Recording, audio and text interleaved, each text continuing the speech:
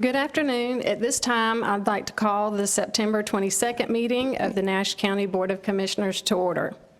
On behalf of the commissioners and the staff, I welcome you.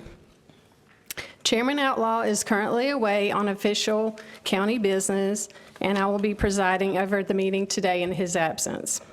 Also, Commissioner Arrington is expected momentarily. I understand he got caught in some traffic. So with the presence of a quorum, we will proceed with the meeting. It is customary that we begin our meeting with an invocation and the pledge allegiance to the flag.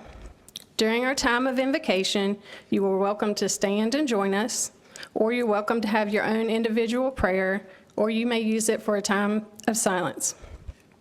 At this time, I will call on Commissioner Gwen Wilkins to give the invocation, after which I will lead in the Pledge of Allegiance. Commissioner Wilkins. I'll stand, please. God, we thank you for this day and ask that you please give us all the strength for any challenges that may befall us. Give us the peace of mind to face those challenges with determination and forethought. Help us to discern right from wrong and to speak out against wrong, even in the face of much opposition. Protect this board and each of its members and staff from negative outside influences, seeking to persuade for their own purpose, again, and hidden agendas. Amen. Jesus, be a fence around us. Lastly, Lord, guide the thoughts we all have, the words we say, and the steps we take this day and every day. In Jesus' name we pray. Amen. Amen. Amen. Will you join me? I pledge Allegiance to the flag of the United States of America and to the republic for which it stands, one nation, under God, indivisible, with liberty and justice for all.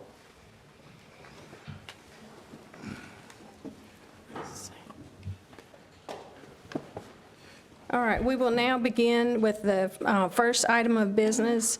Our first item of business on the agenda is item number 4, which is to be presented by the Spring Hope Mayor, Mr. Kyle Pritchard. I believe he's not arrived yet, so we will move on to item number 5, if that's okay. And I will call on Mr. Cole Strickland to present about the Nash County Farmland Preservation Program.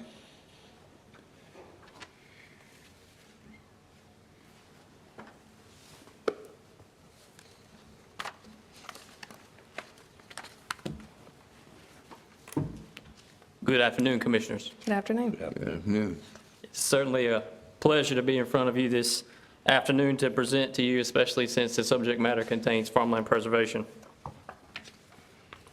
If you'll remember, on May 19th, this board granted the approval of the Soil and Water District to create a farmland preservation program proposal. But before we dive into the details of that proposal, I'd like to first give you an update on the transition of the Nash County Agricultural Advisory Board and the Nash County Agricultural Voluntary Ag District Program. Our department updated the VAD program process. We did this to mimic and reflect our current established procedures for our Nash County Soil and Water District Board and our cost share programs. We also created a logo and emblem for the Nash County Agricultural Advisory Board, and you will see this logo throughout this presentation. Secondly, if you remember from May 19th, we were tasked to create a program proposal for farmland preservation to be installed here in Nash County. I must pause for a second and thank the Nash County Cooperative Extension Service, Nash County FSA, Nash County Manager and her team, the Nash County Soil and Water Conservation District Board, and my staff that allowed this transition to be successful. So now, let's dive into the details. The challenge ahead. According to the American Farmland Trust 2020 report, North Carolina is ranked second in the nation for projected farmland loss by 2040. Projections state that 1.1 million acres of farmland are to be lost by development. You may ask yourself, how does that affect Nash County? Locally, projections say that 33,000 acres are in jeopardy of being lost to urban and residential development.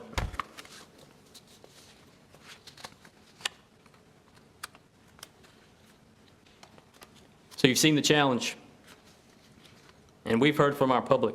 The Nash County Agriculture Advisory Board and Nash County Soil and Water staff have engaged with several Nash County citizens interested in preserving their farmland. Location in Nash County, parcel size, and landowner objectives have varied. And recently, with the discussions ramping up publicly about farmland preservation, those inquiries have increased as we've gone throughout this proposal process.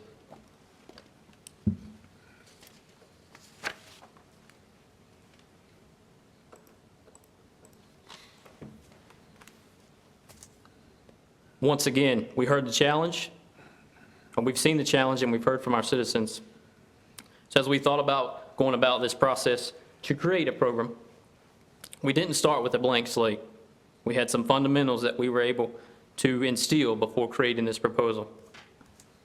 We knew that Nash County fully supported the creation of a farmland preservation program due to the approval to create the program and a proposal to be brought back, and also setting up a PUV, the present use value rollback account. We also knew that local easements would be held by a third-party land trust, that there was not a local desire to hold those easements here in Nash County. Ag Advisory Board and staff also wanted to increase the core understanding and knowledge bank of agricultural conservation easements throughout this process. And last, but certainly not least, we wanted to craft a unique option designed to meet the needs of our Nash County landowners.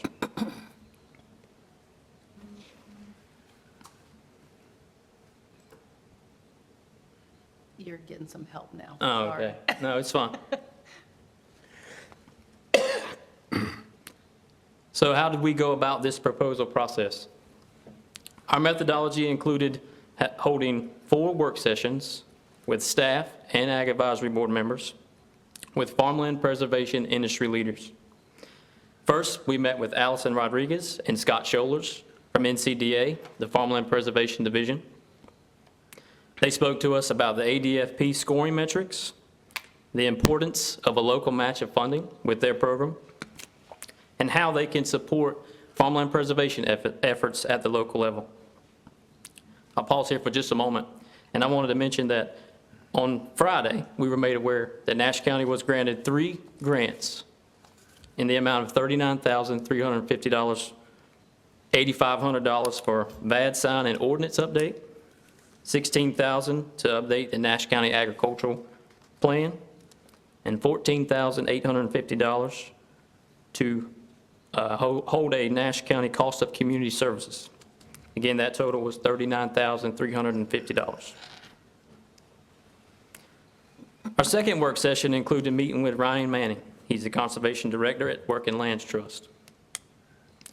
Ryan mentioned several options to us for partnership and different strategies, and also talked to us about the cost of those partnership options and those strategies that could be implemented.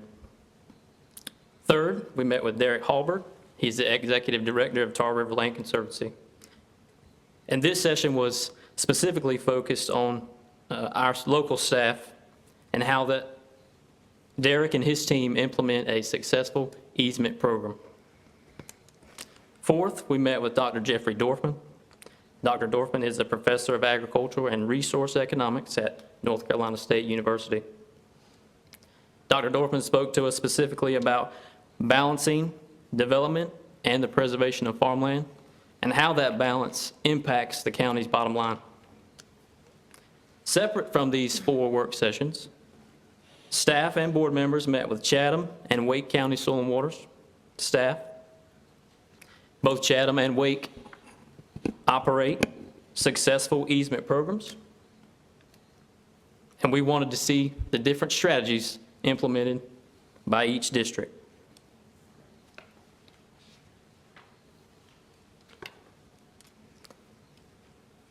So with that knowledge bank, we were able to define our program. And our program is defined by 3 separate documents. First, we have the Nash County Farmland Preservation Program outline, which is in your packet. This states the eligibility and requirements and the necessary steps for the application process. I'll pause here for just a moment, mention a few specifics about this document. First, a max allocation of $200,000 for purchase of the development rights.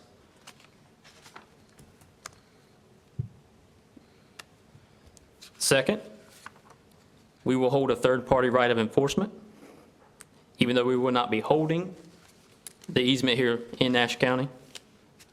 We want an option to make sure that that easement is upheld if our land trusts were to no longer exist. And third, 75% of the parcel with the application must be ag land. And we define ag land as grassland, cropland, or pasture land.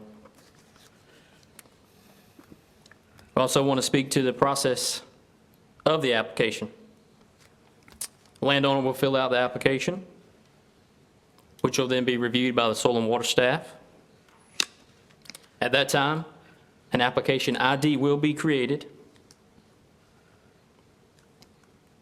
at which point, application will move to the Agricultural Advisory Board by ID only and not name. This will eliminate any bias and keep the best project moving forward based on the metrics presented. Once majority vote of approval from the Ag Advisory Board, it will then be moved to this Board of Commissioners for final approval to allocate funds. Second, on the program document is our landowner application.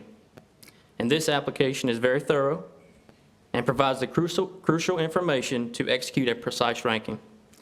Soil and water staff need a full picture of the parcel and landowner objectives in order to have a precise ranking and move the project forward. Third, we have a ranking form. This form will ensure funds will be allocated to the projects that score the highest against specific criteria to Nash County. This ranking form is 22 questions and has a max of 115 points.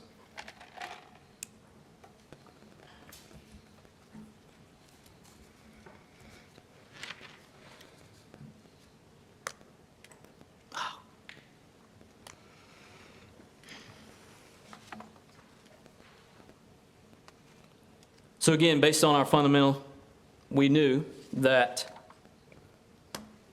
we would not want to hold easements here locally. We would need a land trust partner. And of course, an easement holder is required to hold and monitor a successful perpetual agricultural conservation easement. Working Lands Trust has been identified as our partner to hold and monitor our successful easements. They are reputable in the farmland preservation space and have been influential throughout this proposal process. Also, the partnership will function as a term contract with a fixed annual rate and targeted number of projects. We got some information late Friday afternoon that this partnership and fixed annual rate will be between $25,000 and $30,000 per year. And to begin, the costs associated with this contract will be paid out of the PUV account that's already been set up.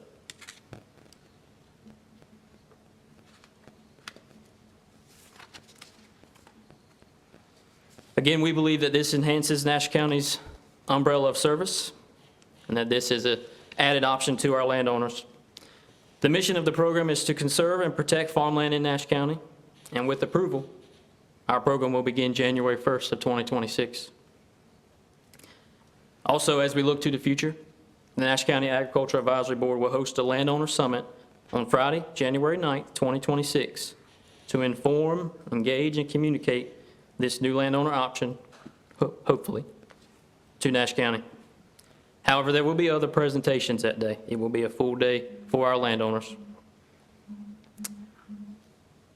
Throughout this process and hearing from industry leaders and potential partners, and landowner interest in farmland preservation has increased and multiplied rapidly.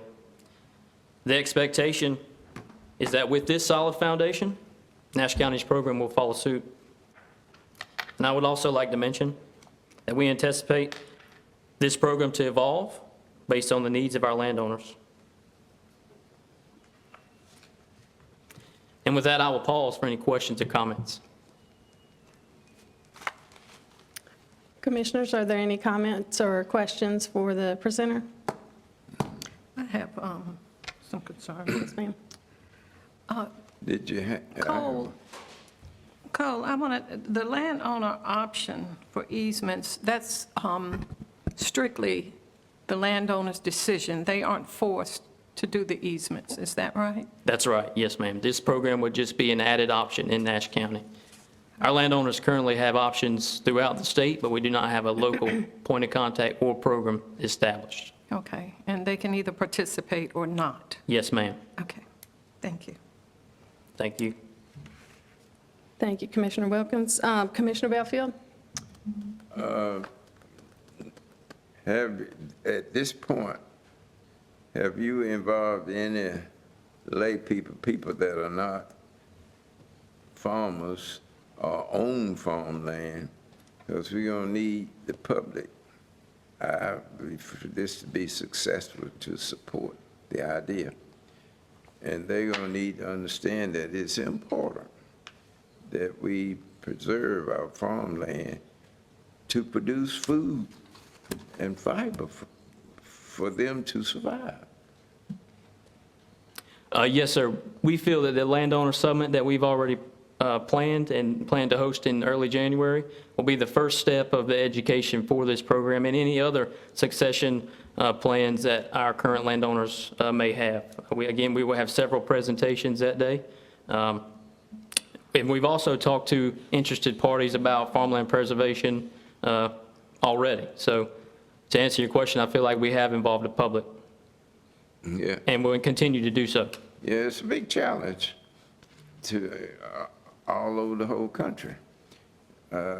Populations is increasing.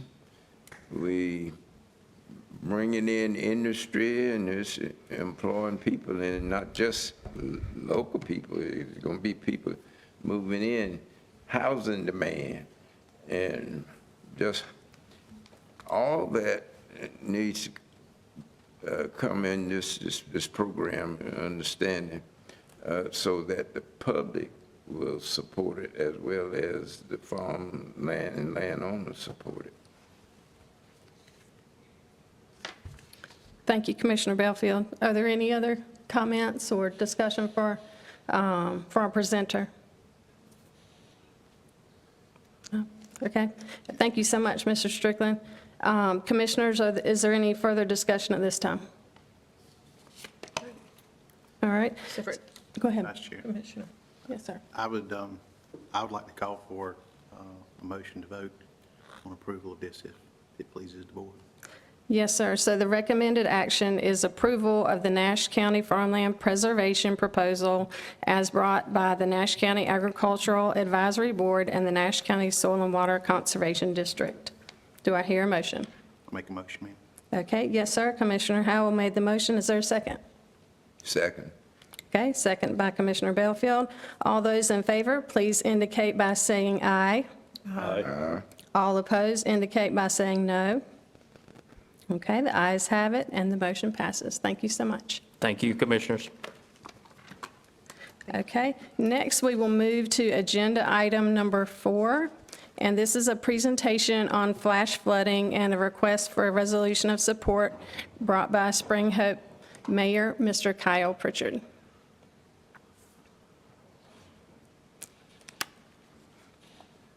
Hello, Commissioners. How are y'all doing today? Good. It's so good to see you, Commissioner, staff, manager. Thank you for being here. It's a beautiful day, and I love this. See, smile, smile. Everybody's smiling. Everybody's smiling. I'm so glad that y'all are having a great day, and I appreciate the opportunity to be here and review this presentation. I tried to squeeze it into 5 minutes, only got a few slides done, so I'll try to talk quick and get most of it done really quickly for you all today. And again, I appreciate you letting me be here. So many of you know that about a month and a half ago, we lost 2 lives in Spring Hope from flash flooding. And one of our officers, display of heroism of the town of Spring Hope and the culture there in our town, one of our officers dove in to save them. Their arm was right there. He saw them, and he thought that he could make a difference. And thankfully, we were able to rescue him and get him to safety. But the 2 lives that we lost, it has weighed on me, and it has been something that I have worked on steadfast over the last 6 weeks. All right, so we look at a couple of things I just want to educate all of us together on as we're all learning this. And I've noticed that since I've been going to the meetings with the state, with federal elected leaders, Congressman Davis, Senator Ted Budd's Regional Director John Taylor, working with staff at North Carolina Department of Environmental Quality, we're finding out that this topic that's in this PowerPoint presentation, what they're telling me is that this is right where they're at right now. This is exactly what they need in their hazard mitigation plans for the North Carolina Blueprint tool. The North Carolina Blueprint tool is where all of the hazard mitigation plans that counties and municipalities adopted go into to feed that state tool so that it can work on 5-year, 10 million, 100, even into the upper hundreds of millions water basin projects. And there is a gap for immediate next day, next month, 60, 90, or 100-day activities that could happen that would save lives tomorrow. And so I'm so grateful that all of the multiple state agencies are pulling together on this, and it's been so fun working with them towards solutions. So they appointed me to the North Carolina Tar-Pam River Basin Strategy Committee, which is overseeing the Tar-Pam Basin, which is our watershed for Nash County, things that rain in Lewisburg and Zebulon and parts of Raleigh come down this watershed and run through Nash County out to Edgecombe and towards the ocean. And so when it rains west of us, it does impact flash flooding in our towns and county. So watershed is runoff exceeds small channel capacity. We're looking at why this happened, so why it happened, why the flash flooding happened. And so you have the different creeks, streams, and tributaries, and as that rainwater fell several inches in short amount of time, it simply saturated all those creeks and streams, and when the rainstorm hit Spring Hope, all of our creeks and streams were already flooded. So where does that come from? Well, it comes from fragmented standards and jurisdictions, state, federal, municipal, county, DOT, private, developers and subdivisions. It diffuses accountability and slows fixes.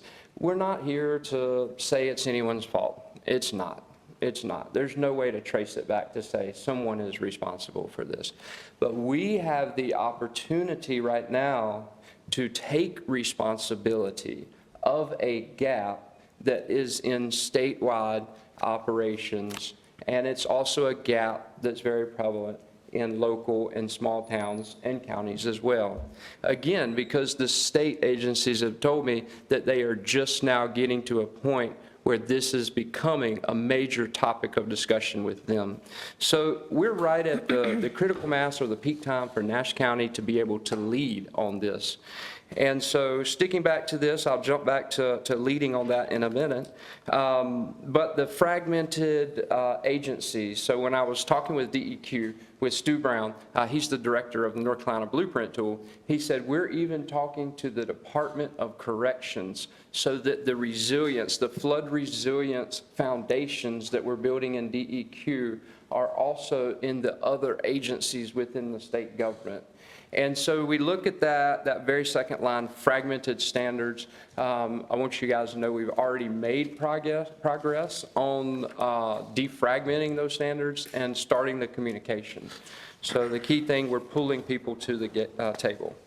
So the posture that Spring Hope took was lost to leadership. We want to honor the victims by acting with urgency and humility and lead collaboratively. Again, this is no one person's fault. This is our opportunity to stand up and lead and to be the forefathers going forward to help fill in these gaps in those 5-year hazard mitigation plans. So this is a huge opportunity for Nash County. Looking at some of the different partners that we're working with, of course, North Carolina Emergency Management, and I'll get deeper once we get to the part about the sensors, how everything is connected, but of course, North Carolina DEQ, as they deal with the permitting for the subdivisions and developments and how it happens, and USGS, I was able to utilize their rain gauges and sensors to put together a forensic timeline of how the rain made it to Spring Hope, where it came from. And I know this is very data intensive, so I try to be as lightly as possible. But we look at jumping straight into action because something we have accomplished with all of the meetings thus far, whether it's with Christy McNeil, the Deputy Chief of Staff for the Governor, or if it's with Mark Retzenwald, the Secretary of the DEQ, all of the meetings we have left have been action-oriented. When we leave those meetings, we task ourselves with something to do or another phone call to make. So we look at some next steps, 30 days, deploying additional sensors, connecting those sensors. Right now, there's a lot of USGS sensors that are out there. The North Carolina Department of Transportation has a hydraulic division that they have their sensors as well, but they don't communicate. And there's no central processing core where all of those sensors and all of that data that comes to is quickly processed and then a message or a vessel for it to get back to all of the other agencies so that they can prepare and work together on the day of these major flash flood storms. And to clarify real quick, flash flooding, cloudburst is different from like 4 or 5 days sustained rain. Flash flooding is when it falls several inches in a short amount of time, and our storm systems simply don't have anywhere for the water to go. And then a real quick sentence for you that sums it up. We're building so fast that our wetlands are not able to keep up with the water that's being pushed into them. So from a bird's eye view, why this is happening, more parking lots, more driveways, more rooftops, the water has nowhere to go. And so when it goes into our creeks and streams, they used to be able to handle it, but because this topic we're talking about right now has not come forward heavy enough in years prior, there's been no major changes to our watersheds.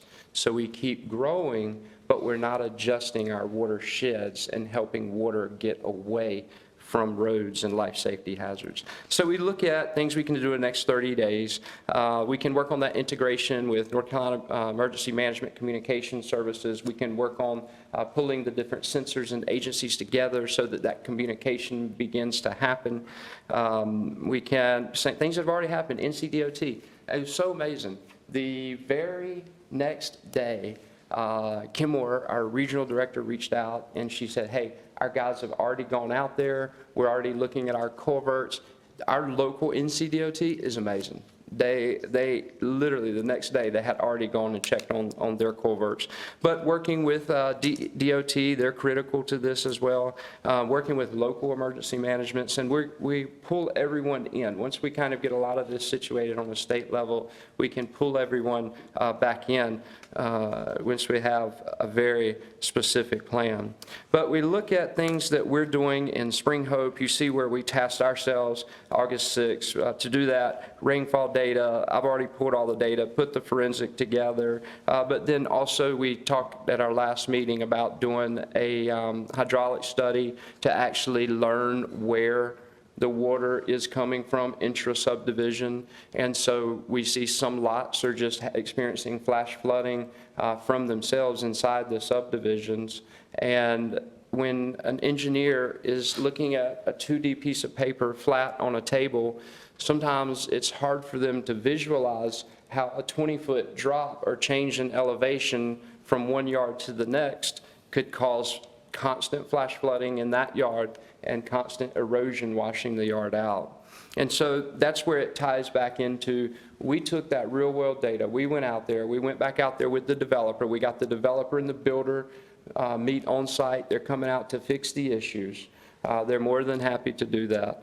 And because they want to be a part of the solution, they see that this is becoming a very large-scale solution, and they want to be a part of it. But we take that data that they found, the soil calculations, and we take it back to DEQ and to permitting. And again, this is about working together, and a lot of these issues could be stopped in the permitting phase when plats are approved that have wetlands going through them. You know, and education is a key component of this, making sure that all of us as elected leaders, that we understand what watersheds are, and we understand that how rapid development with no consideration of the watersheds causes flash flooding. And it's good for the developers. The Franklin County Home Builders Association, Mr. Tingen, Dan Tingen, they have been going along with us to all of the meetings and making sure that the developers have a seat at the table, because that's critical. The developers are the ones that are in the field actually moving the dirt and overseeing the contractors, and we need their input. As I just displayed on a 2D piece of paper, that elevation change, well, the developers in the field, they know what needs to happen. And so they have a very prominent seat at the table, and it's very important. The culture of this statewide Flash Flood Action Committee is to work with the developers. Okay, so skipping over to the next one, which actually shows some sensors and gauges, and any of the details that are in this PowerPoint presentation, I would love the opportunity to sit down with you individually if you'd like more details, or if you'd like to go along to some of the state meetings, I'd welcome you to. Commissioner Davis actually sat in on the very first meeting, and thank you for being there. And would you like to speak real quickly as to that meeting, how you felt it went? Why don't you finish up, and then I'll join in. Go ahead and finish your presentation. What's that? I said, go ahead and finish your presentation, and then I'll have my Speak. questions and Perfect. comments. Thank you so much. You seem to be on a roll. I do not want to bother you. Yes, let me keep rolling, okay? And so then we look at inexpensive, quick, real-world fixes. So we've established that the hazard mitigation plan and the way that the blueprint tool is currently set up is for long-term fixes and resolutions. So back to the statewide Flash Flood Action Committee, 60 to 90-day moves that can be made.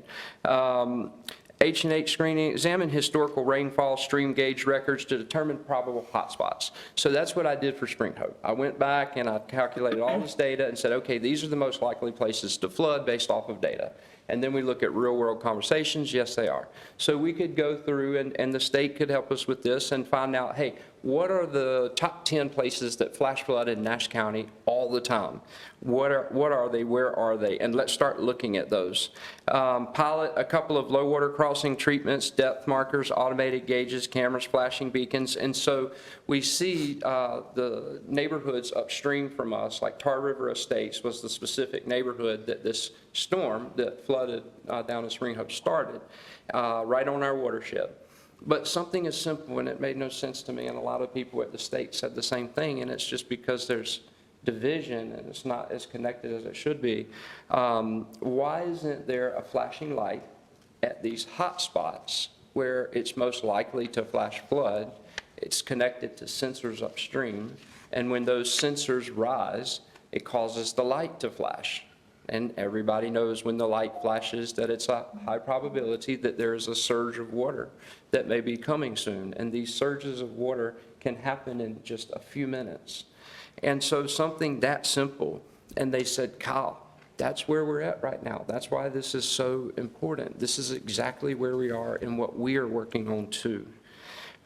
So we could also look at a countywide culvert and attention review triggers for large upstream permits. So we can just simply work with our DOT to assess all of our culverts. I know that we're not looking at spending tens of millions of dollars to replace culverts, but let's just get an inventory, see where we're at. Cost share for sensors. Again, a lot of the sensors are already there. The gauges are there. It's just a matter of connecting the different agencies to work together and to share the data and to communicate the data to each other.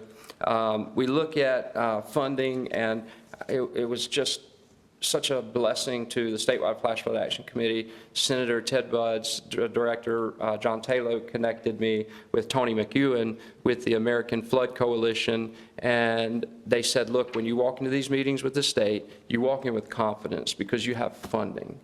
And he said, we want you on our council. They put us on that council as well to represent small rural towns in DC, so I'll be going with them speaking there. But he said, when you walk into these meetings, for your 30, 60, 90-day operations and task, he said, you walk in there with funding.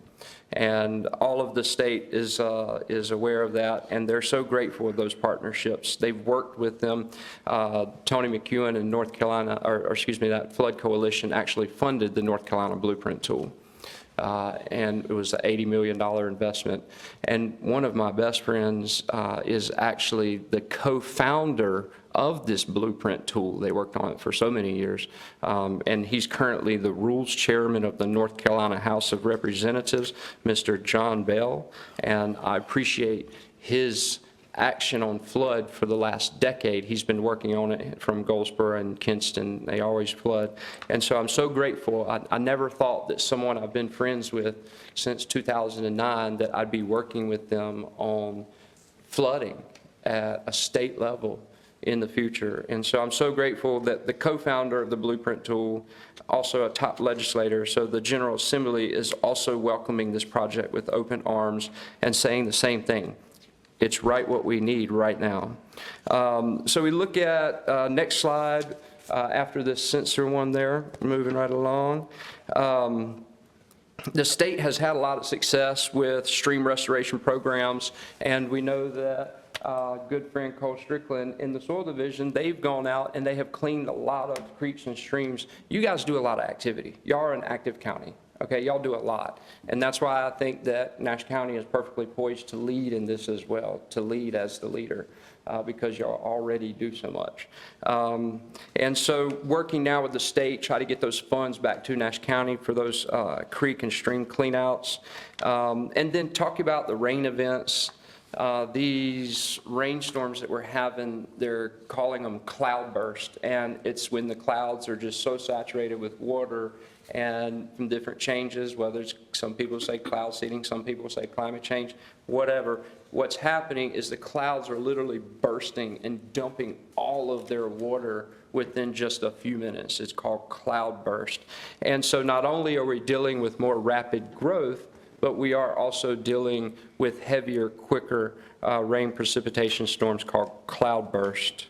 Standards and design, I touched on this earlier, where we go out into the field and we're actually in the dirt, finding out real world engineering calculations, reverse engineering them, and then sending them back to agencies like DEQ for permitting review.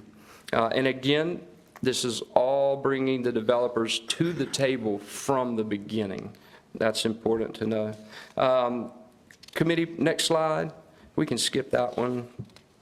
Go to the picture, and then you can see the big TARPAM slide there. You can see where some different USGS streamflow sites are. DOT has some sites. We're just working on connecting those. The next slide, watershed improvements. I think many commissioners that work in development probably understand this too. I&I, when water gets into the, stormwater gets into the wastewater treatment, it reduces our capacity to treat actual residents. And so along with this is going to come a lot of education and learning and resources and tools that Nash County will also be able to use on our southern wastewater treatment project plant, because it's dealing with this TARPAM basin. So solid relationships there, right on top of that basin. So we're looking at less stormwater entering sanitary sewer through inflow and infiltration, and reduce I&I means wastewater basins and plants can handle flow more effectively. So moving on, how can Nash County lead together? And again, you guys already do so many things, more things than a lot of county does. When I was comparing Franklin and Nash County, it's like night and day.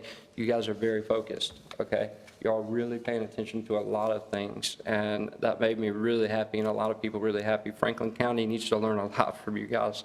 But this slide that was made last month, it has shifted some now that the state is involved, but we're looking at a pilot program between Franklin, Nash, and Edgecombe counties, where we would test drive the statewide Flash Flood Action Committee, implementing things like sensors and gauges that alarm flashing beacons or sirens at those hotspot crossings, looking at real-world calculations, reverse engineering them, and then helping the DEQ or other agencies adjust permits where needed, because these things that we're doing now will save us millions and hundreds of millions in repairs and fixes down the road. So while our goal is to make sure cost sharing so that it doesn't cost anyone a lot of extra, if anything completely mitigated by the American Flood Coalition, but for long-term sustainability, it has to be mutual between the developers and the government.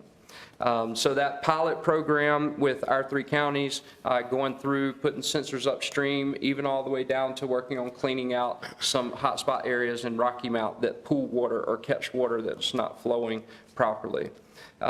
We can take that, those sensors, we can coordinate, communicate, have the agencies and give us a dashboard where we can see everything as the progress is going live. Working with the mayor of Tarboro and Franklin County, we've got Home Builders Association. We also got other leaders from that community and from the Edgecombe community. So we are poised and ready. Our next meeting is this week. For the TARPAM Action Strategy Basin Group. We're meeting this week, and so I'll be able to send out some updates to you all after that meeting. And then funding partners, next slide, we've got that covered. To our residents, next to the last slide, we're working, we're working on it. I think since that happened, I believe there's been a lot of internal conversations, and it goes so hand in hand with your soil department and keeping things clean and flowing. And so now I'd like to jump in and real quickly see if there's anything else I need to point out right now. Yep, so we've talked about the different steps we can take. Checking hotspots, cleaning out creeks, streams, culverts, working together with the other counties in the state for the pilot program, doing the inventory with DOT with the culverts, focusing on those 3 to 5 stream sensors with alarms downstream for these hotspots to get some up and running, working with the National Weather Service. I forgot to mention that earlier. So we're working with the National Weather Service as well. And next step that we had a couple weeks ago was organized TARPAM working group. We tied into the existing one, the TARPAM Action Strategy Committee. Okay, so that was for Nash County, and we'll stop there. So let me ask you all, what questions do you have? Oh, one more key thing. The flash flood alert, the reason that this really took off, if we narrow it down to one thing other than loss of life, the flash flood alert came to Spring Hope and came to our residents' phones and communications 10 minutes after the 911 call. And so that's why state and federal have all jumped at this so quickly, because they see that a lot of people rely, depend, and trust those flash flood warnings. And so they see that that's a critical gap they've got to address quickly, and that's why they're all moving forward so quickly. But thank you for your time. I've also got a resolution there that is simply just a resolution of support, that you support the efforts that we are doing to establish the committee and to work with the state. And you see that it says there to work with federal and state partners because there will be federal and state partners that want to work with Nash County, of course, and Franklin and Edgecombe for this pilot study. And so the resolution is about supporting of what we're doing, and then also just willingness, hey, we'll listen, we'll talk, we'll come to the table and have those conversations with state and federal agencies. Okay, questions? Thank y'all for letting me be here. That was a lot. Thank you, And Mr. Mayor. so many things have changed in between now and then, so much work in progress. But what questions can I answer for you all? Mr. Davis, Commissioner Davis, would you like to start? The state looking at this flash flooding on a regional basis or just completely statewide? So they're studying it micro, all the way down to one specific hotspot. But they're looking at it as basins. If you could flip back to the slide that shows the whole state with the different basins on it. So they've broken it into 5 different sections for the eastern half of North Carolina, and they're called basins. And it's essentially where streets, streams, wetlands all run into the main rivers that run through our state. And so they're approaching it on a statewide basis. They always have been. They've just been focusing on it for multi-year plans. And then by the time they get that plan put together and start implementing it, it's already outdated. And so that's what they're seeing is happening right now as civilization is moving forward so quickly, is that they spend all this time on studies. When it's time to implement it, it's time to make a new study right away. And so they see the value in the Statewide Flash Flood Action Committee because it offers an operational arm. It offers funding, and it offers the flexibility to hire contractors to go out there and do things tomorrow. And so, you know, everything, the 5-year plans are great, but this is a statewide level. And when I say zoom in microscopic, they have crews and teams of staff at the state that focus on different watersheds, you know, and then within that group of people on that particular watershed, then they focus, microscopic focus, hyper-focus on individual responsibilities within that watershed. And so not only are they looking at it holistically statewide, but the only way they truly could look at it statewide is if they looked at the microscopic pinpoints, the fail points, the weak links causing it on a statewide level. So it's both broad and hyper-focused.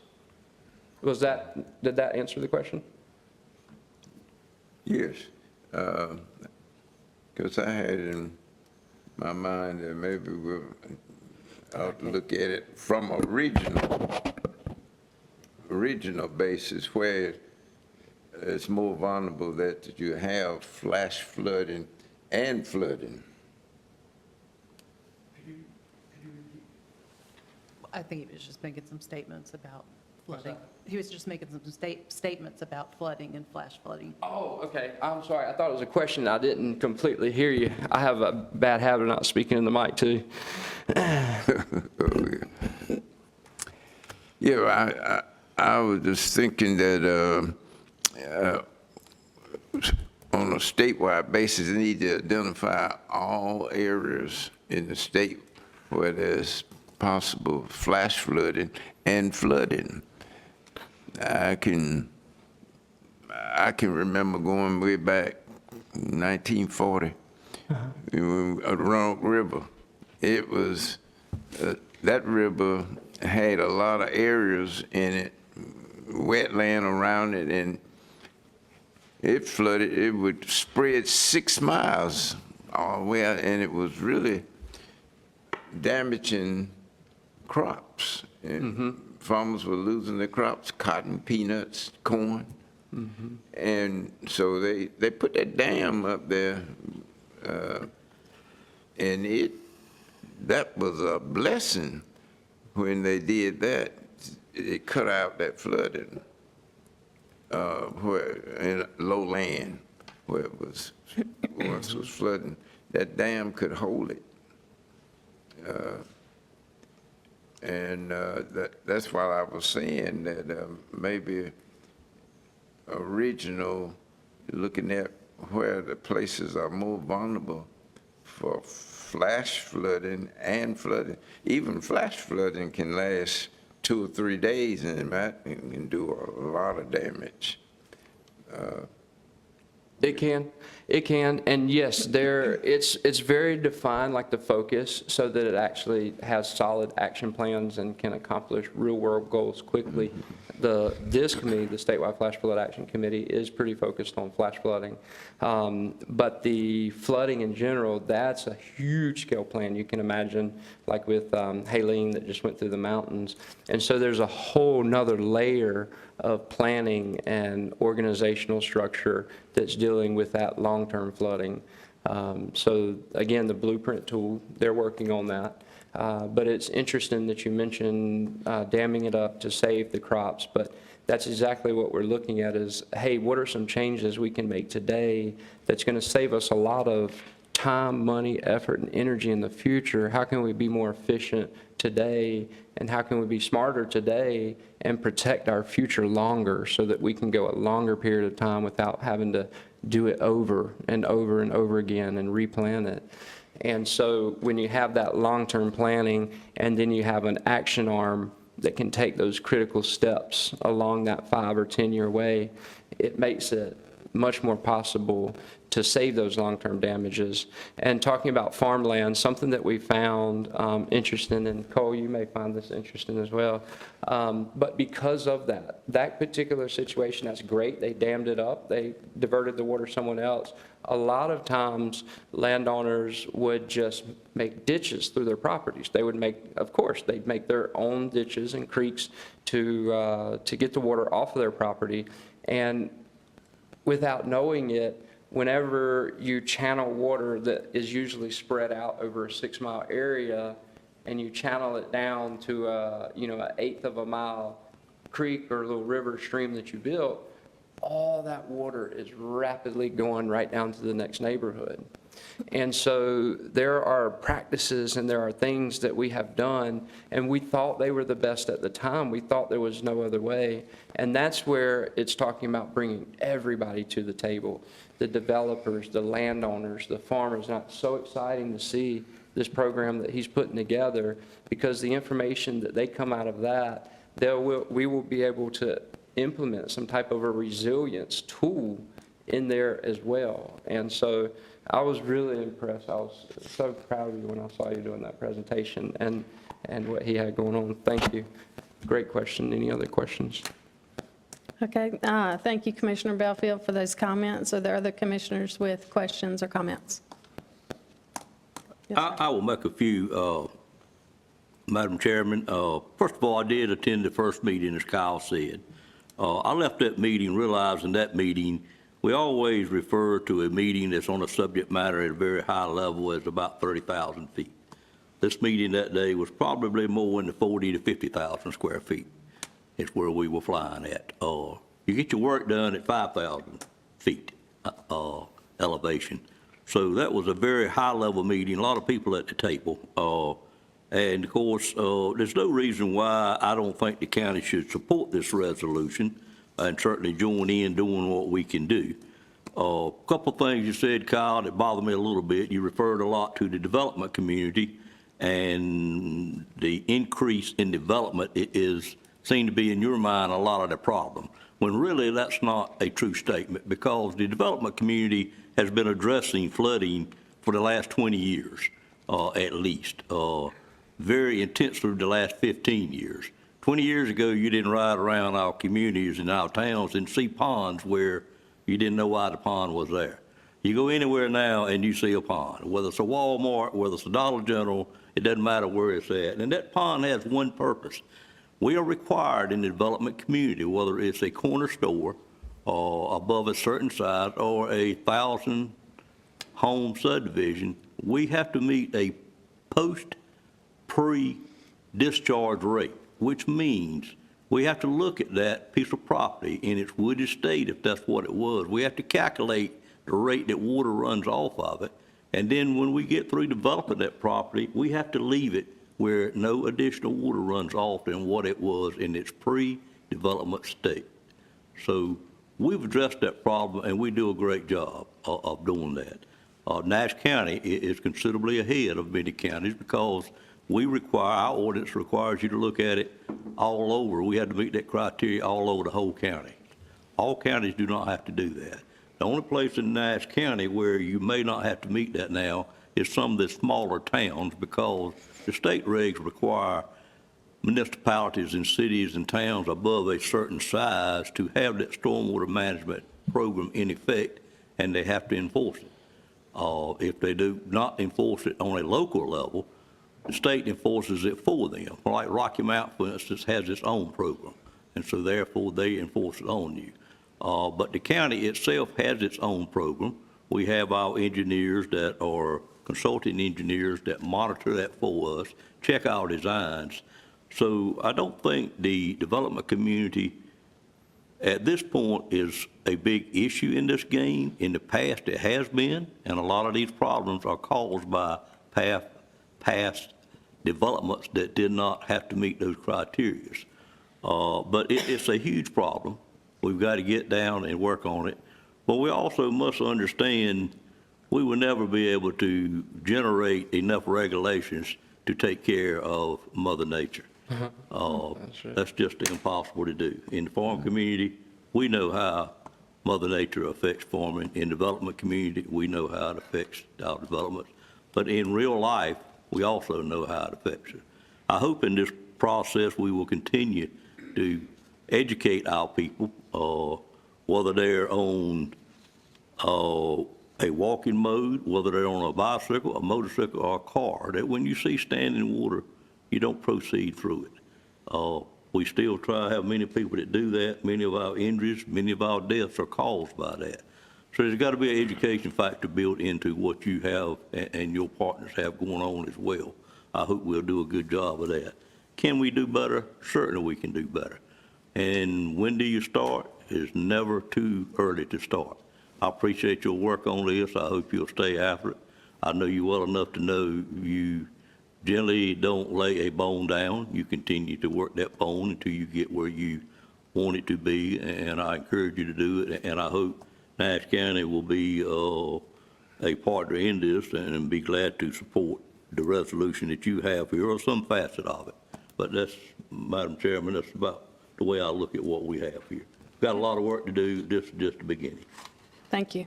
Other commissioners with questions or comments? Madam Chair, Yes, ma'am. I just want to thank Mayor Pritchard for coming here and presenting. It took a lot of work, and I followed you on social media to see what you were doing, and I'm just thankful for it, and I have no problem supporting that resolution, especially since you're working with Tony McEwen, a very old friend of mine from 2008. So you're in good hands right there. Thank you. Thank you. Thank you. Other questions or comments? No, I just think that we shouldn't be taking this lightly. That we do need to support Spring Hope in their effort to on flash flooding, that safety measures are mighty important, because you never know when things happen. They can happen so fast. I can go all the way back in the 1940s and how fast water can move and destroy things as it's moving. And that was a great thing when they built that Kerr Dam up here on the Roanoke River. And they haven't had any problems since. That was built way back there in the 40s. Yes, sir. And then they use that Kerr Dam for recreation. And so it's been a great help to the community. And I just think we need to move forward with Spring Hope on this. Okay, thank you so much. So the recommended action for this item is a request to adopt the resolution of support endorsing the establishment of a statewide flash flood action committee. And the resolution of support was included in our agenda packet on page 12. And I'll note for staff, it does need to be updated, the date, the adopted date. So that is the recommended action. Do I hear a motion? Madam Chairman, Chair. I'd be glad to make that motion. If the attorney has not reviewed the resolution, I'd ask that we adopt it subject to the attorney's reviewing of the resolution. I don't know where that stands. So noted. Okay. Do I hear a second? Second. I'll Okay. second. Thank you, Commissioner Wilkins, for the second. All those in favor, please indicate by saying aye. Aye. All opposed indicate by saying no. Okay, the ayes have it, and the motion passes. Thank you so much. Mayor Pritchard, we appreciate it. I've had a request for a brief break, so if we could return about 2:40, we'll resume our meeting. Thank you. Next on our agenda is item number 6. This is an update on the Nash County Human Resources Personnel Policy about recruitment and selection background checks for employees working with children. And at this time, I'll call on Mr. Tim Kerrigan, our Nash County Human Resources Director, to present the information and request. Thank you. Good afternoon, everyone. Afternoon. Good evening. Yes, so I'm here before you today to present an update to our employee handbook and the personnel policy. It has to do with background checks of employees working with children or minors.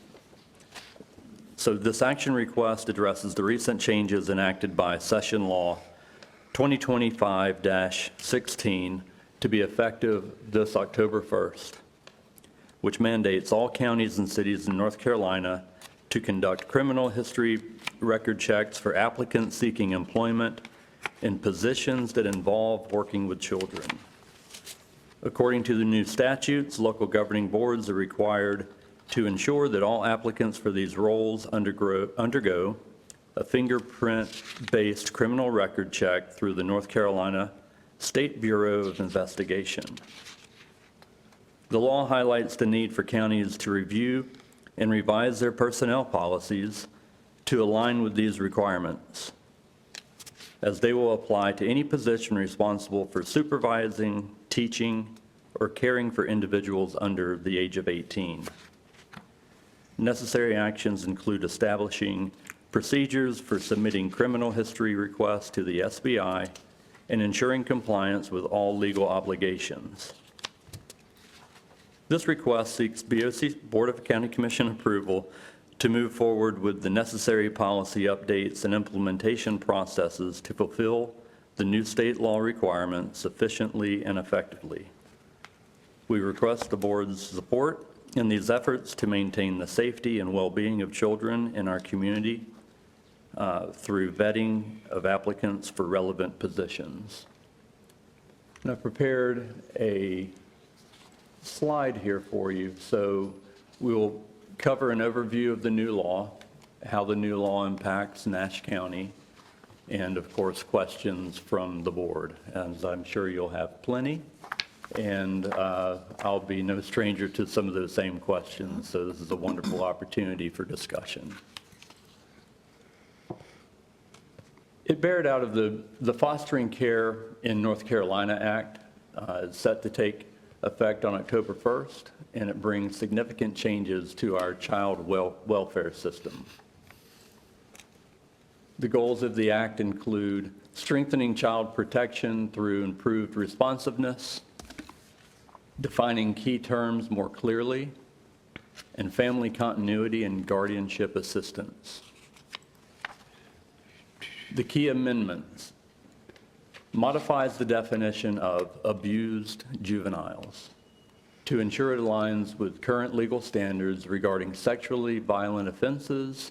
This includes victims of human trafficking and those whose caretakers commit or allow sexual acts upon them. Post-adoption contact agreement and order provisions to promote relationships and support for children adopted from our Department of Social Services and their former parents. It enhances accountability in our child welfare system by authorizing NCDHHS to review decisions made by the Department of Social Services concerning reports of abuse, neglect, and dependency. It makes it a felon for any person providing or supervision to a child under 16 to commit a sexual act upon a child. Impact for Nash County, and specifically to the HR department. Page 31 of the law states, to provide that counties and cities require criminal history record checks of applicants offered a position if the position requires the applicant to work with children in any capacity. So I make point of this because it takes a little bit further than what I read before, and some of this encompasses a lot of different departments and dealings, with its purpose, but for us specifically in hiring, we have to look at that in children, working with children in any capacity. So before, if we were just focusing on those supervised and, looking at parenting, things like that, it can take it a bit further here. While the law does not provide a separate explicit reason for the criminal background checks beyond their role in the overall effort, its context within a bill focused on protecting children from various forms of harm, including abuse and exploitation, indicates that the checks are a preventative measure to ensure the safety of children in the care of our county employees. I will continue with this. That kind of lets us know how we got here, what has been established so far, and what we're doing to comply.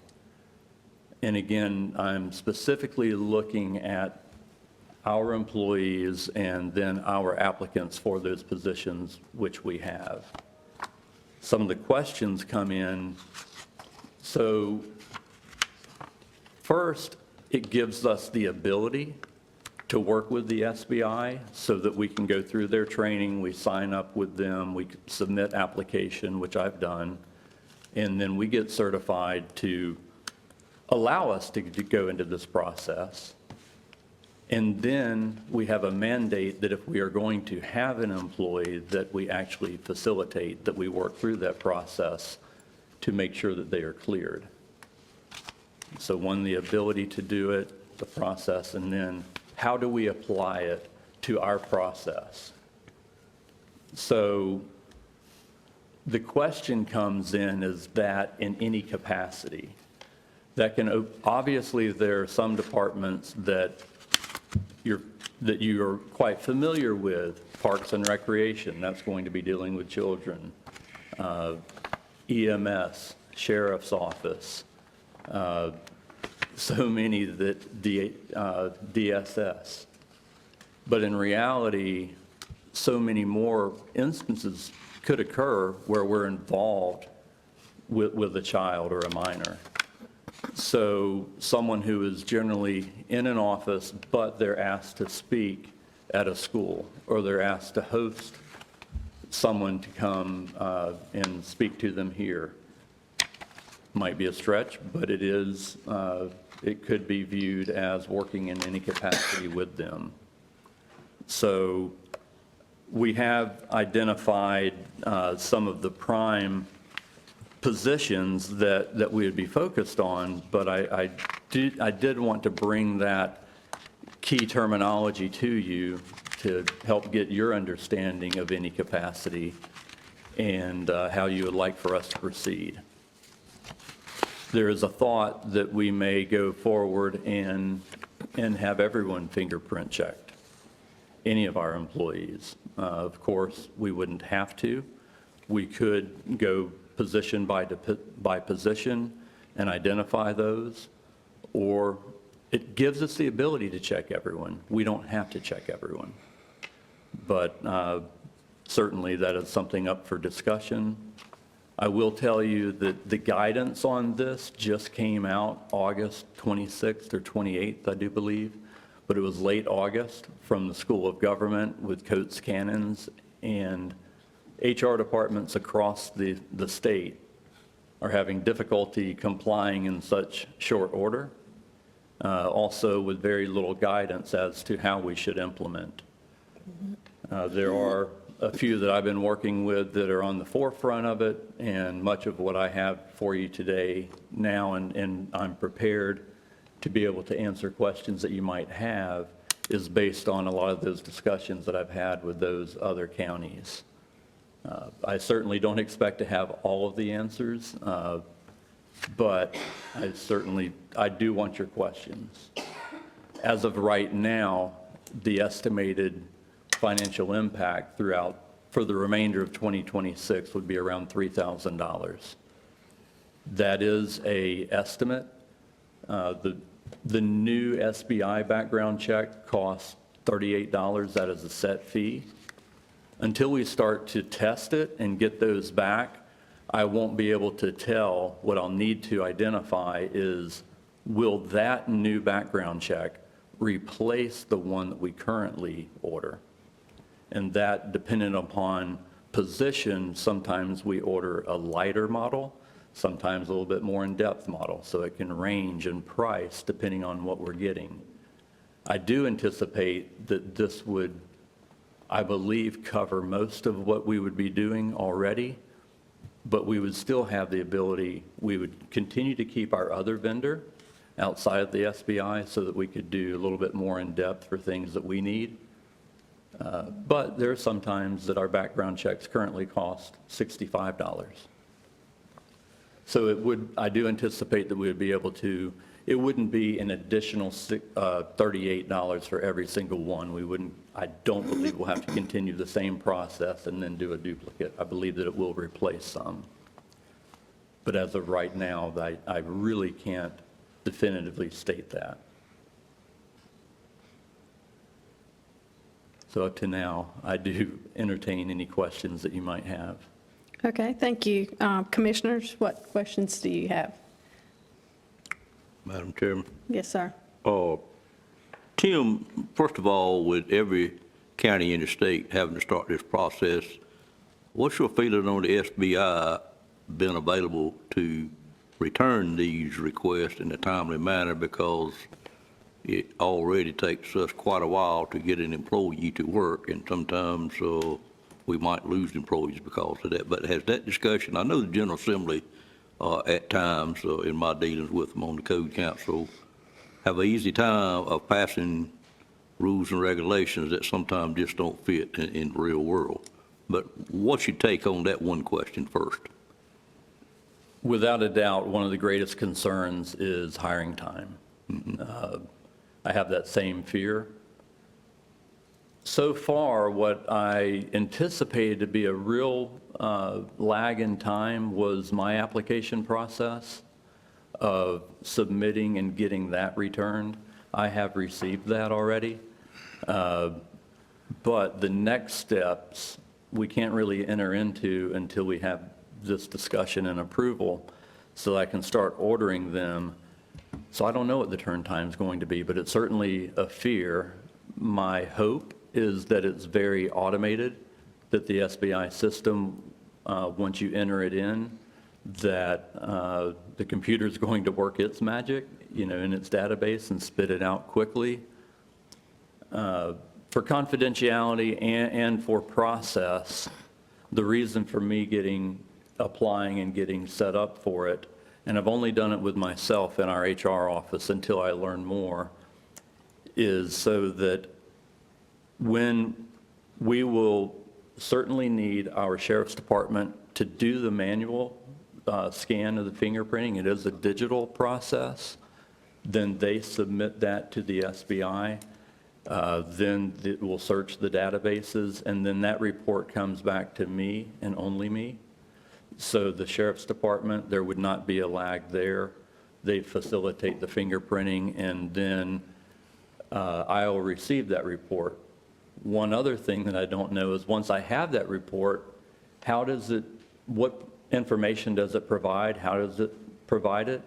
Will it automatically approve or decline based on their metrics? Or is that something that we have to develop? So is there a rubric, if you will, that we say threshold met, threshold not met on various different variables? But my hope is that it will be so automated that it won't take too much time. However, it will be longer than we currently do. Some who, we try to hire to start their date as quickly as we possibly can. Of course, that means jumping through some things, and rather than doing everyone start on the 1st or the 1st and the 15th, other counties or municipalities have to do this as well. Others that follow the same model as we do, they are considering going to a 1st or a 1st and 15th. But I don't want to do that if we don't have to. I would still like to, if we identify an employee and we want them, we present an offer to them and they accept, I want to get them onboarded as quickly as possible. But to answer your question in short, I do not know. Okay. If I may. Yes, sir. Also, based on your answer to that question, should we not just, we know we got to follow the law as it's written, didn't you? Yes, follow? sir. I would think we won't start off meeting the minimum of what that law says and not consider all the employees. We can certainly always come back and add, if you see a need, your department sees a need later to do that, but I don't think we should move, but so fast till we see how the program is going to work would be my thought on your question that you asked, and just do what would be the minimum to begin with. Yes, sir, and certainly I'm going to, serve at the pleasure of the board with that recommendation. I did have conversations with 2 other HR directors today. One is not considering the 1st as their date. They're thinking that they will have a little bit further grace, maybe into January. I'm not comfortable doing that.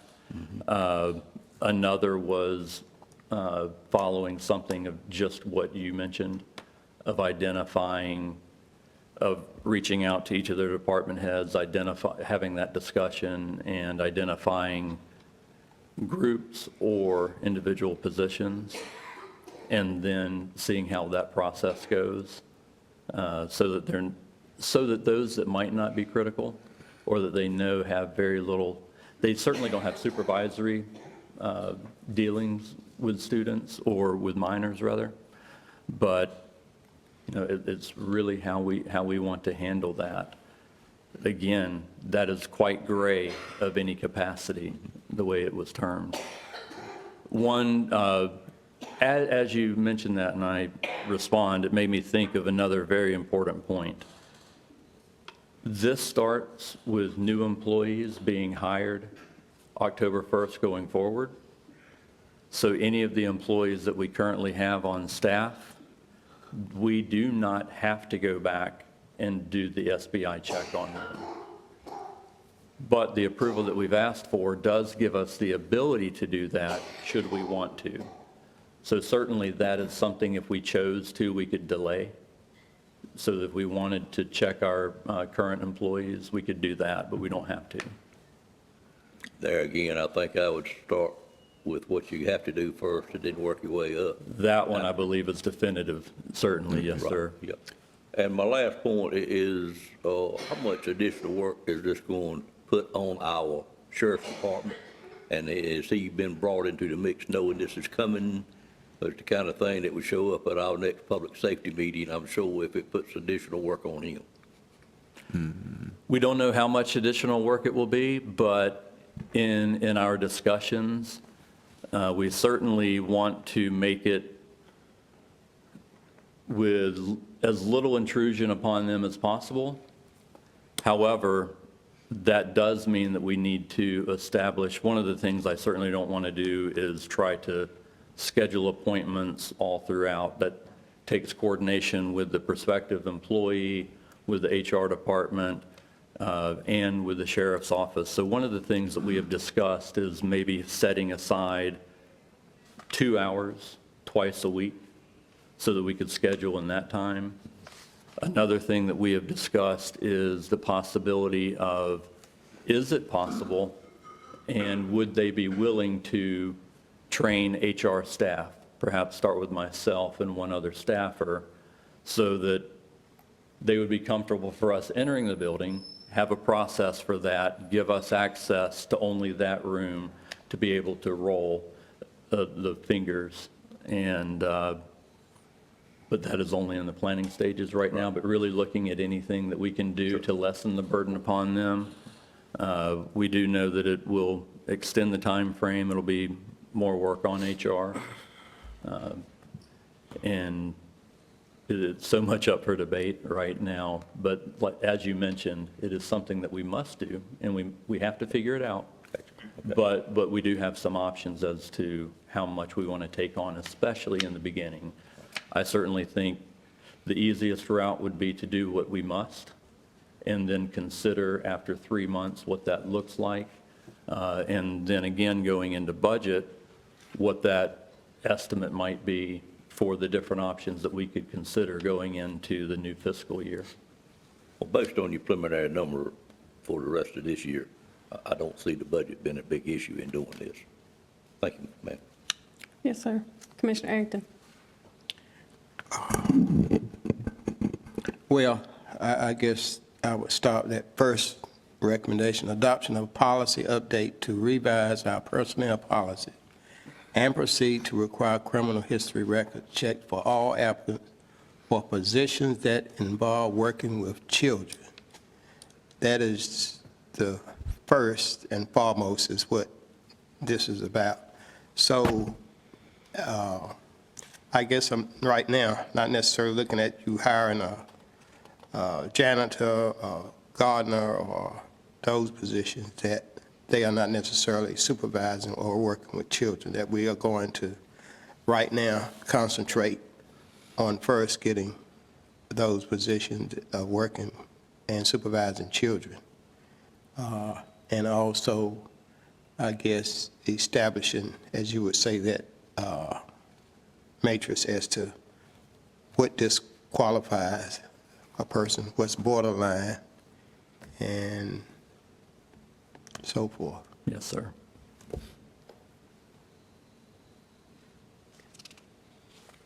Thank you, Commissioner Arrington. Further questions? Yes, sir. Commissioner Howell. Thank you.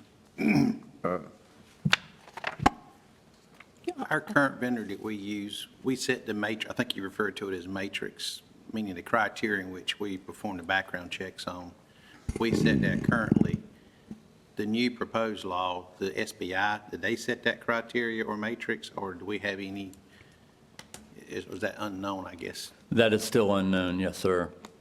So when I get a background check now, there are parameters built in, and it will highlight things that I need to pay attention to.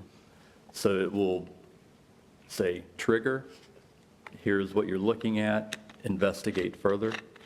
It doesn't give me a yes or no, but so in that case, it's still objective with them to a certain point and then subjective with me.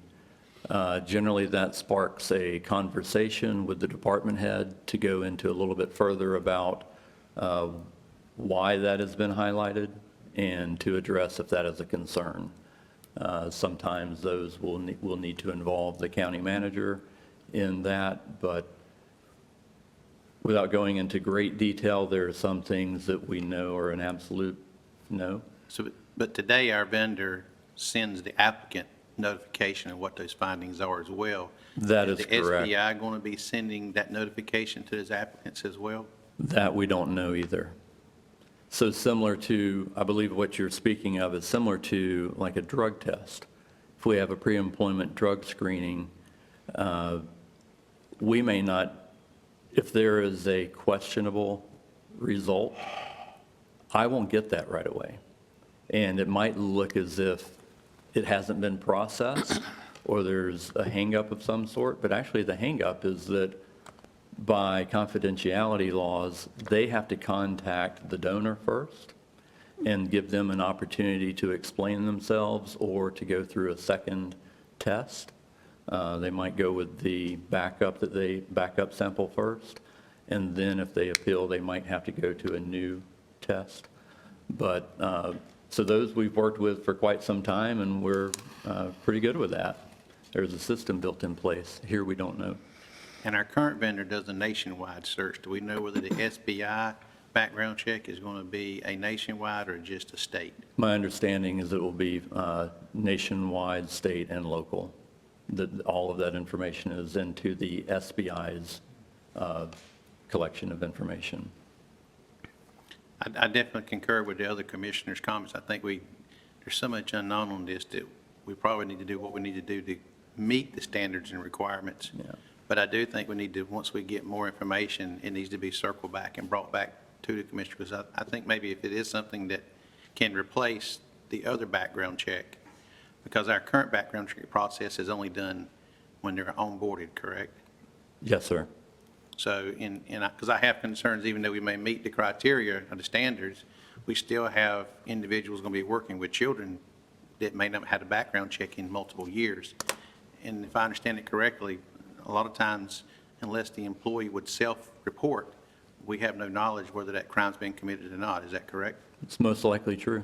Okay. So we could have individuals today with offenses that were not known because we don't conduct annual background checks. Likely true. Yes, sir. Okay. So one thing that, as we develop that policy, not just for adhering to this requirement, but truly developing our policy and what we want to implement, we might consider, so of course, if someone was in a position today, let's say they have no involvement per our definition of working with a minor, but they transfer or enter into a new position, that would fall under these guidelines, so being hired as a new position. So even though they are an internal candidate, they applied for that position. Otherwise, they wouldn't be considered. So the application would be the trigger for us to then implement this background check. So that would be covered. That wouldn't be a concern. However, if someone remained in a position from day one to retirement, or 5 years, unless self-reported or reported by media or a neighbor, we may not know. So we could look at a whatever year recert if you wanted. Again, we have the ability, I believe we'll have the ability to do that. It appears as so. So if we wanted to, we could do everyone every 3 years or 5 years, or what would likely be, that might be, you'd have to fund that. It could be expensive. If you determine that's the cost of doing business, that's your decision. Or you could do similar to someone that has to have a CDL license. So, or if we have a drug testing program that had all of our testers into, all of our employees that drove into a pool, you could do a randomization. So let's take everyone goes into that pool and you have a randomization. I wouldn't control that, it'd truly be random. We go through a third party and you'd select whatever we chose to be prudent, let's say 10% on a quarterly basis or an annual basis. When I've done it in the past, I've done it on a quarterly basis. So that would be an option. Thank you. And then another question. Where does this go as far as vendors? And I know I've brought up vendors in previous meetings before as far as doing work and stuff, because they're exposed to children. For example, we have, DSS has a plumbing repair or a renovation project going on in the facility. What about those individuals that's coming in contact with children there? How does this law or change in that affect that and requirements for background checks for them? So one, it does not apply to us. They're not an applicant, so therefore they never became an employee of the county. As to, do we have the ability to request or require it? I don't know, but I don't think so. It only applies to us as our applicants and employees. How that affects vendors, I'm not certain. They might, something might be going into place for vendors that work with entities that have children on site. Like what you're saying, they might be renovating a park. and children are around. Well, and the other thing, we looked, just the program we were doing here recently where we're in people's homes doing renovations and the Yeah. county's paying for that. Having those individuals in someone's home, Yeah. not knowing their background, to me, is exposure for the county and our citizens. So the same here. Something I'd like for us to look into, may not be a requirement currently, but as we get through the onboarding process of this, and if we don't switch over and go to the SBI, doing all of them for us, and we still revert back to our third-party vendor, then something we could look at maybe incorporating that as well, just to be proactive instead of reactive on this. Because I can tell you, from working in the private industry for 25 years, I was responsible for doing these background checks, and the industry standard is 3 years in the private industry. And I can tell you, it was in double-digit percentages every year that we found offenders of this that were not self-reporting. So, and it is there, and there is scientific data that reports certain type of felonies or acts are going to be repeated. And so we're putting our children at danger. And as you mentioned that, I'm sure that the question would come up, I'll go ahead and address it. Volunteers. So not only the employees that we pay, but we have volunteers. So we need to consider that. Again, it's not required, but it doesn't mean that we can enforce it. But this only looks at application for employment. It does not apply to boards either. But again, one of my greatest concerns really in the effect of it or the purpose of it would be that vulnerable population, those, children, you think of a Parks and Recreation program, cheerleading, football, art program, whatever it might be, that it would be my fear that you have a predator who has not been allowed to enter certain arenas. They might volunteer their time, and they have the access to the youth. So that is definitely something, to consider. We're being entrusted with the youth in our programs, and it seems to me like that's more of the purpose of this, is so that we are doing our protection of our citizens. Thank you. Is there additional discussion? Background checks, yeah, I think they're good, but it's the way in which you should handle them. Because, and the reason I say this is that I've known background checks to keep people from getting a job, period. Because they were handled too loose, and other employees got them, and it didn't necessarily have a relationship to the type of job that they were seeking, but it was used. And so I just think that background checks, when you get them, you keep them within your department and don't handle them too loose, and they go elsewhere. I agree with you 100%. Exactly why they have the process that they have in place, and also why I made the decision to only register me. You go through a lot of training for this. I'm still not through all of it. I'm very close, but I did enough to be able to get certified, but not enough for me to be comfortable to implement it yet. But with there being so many unknowns, I wanted it to only go through me so that you would each have the confidence of just that. Madam Chair. Thank you. Yes, ma'am. I just need a clarification. It says the results of the criminal history check can be considered in the hiring decision, and can, to me, is the operative word. It doesn't say must be. And so who would make the decision, and would there be guidelines? Is there a level that you would look at to determine not to hire an employee as opposed to hiring them? And would you make that decision, or since you're the only one to see the background check, or would you be sharing that background check with the supervisor or manager of that department?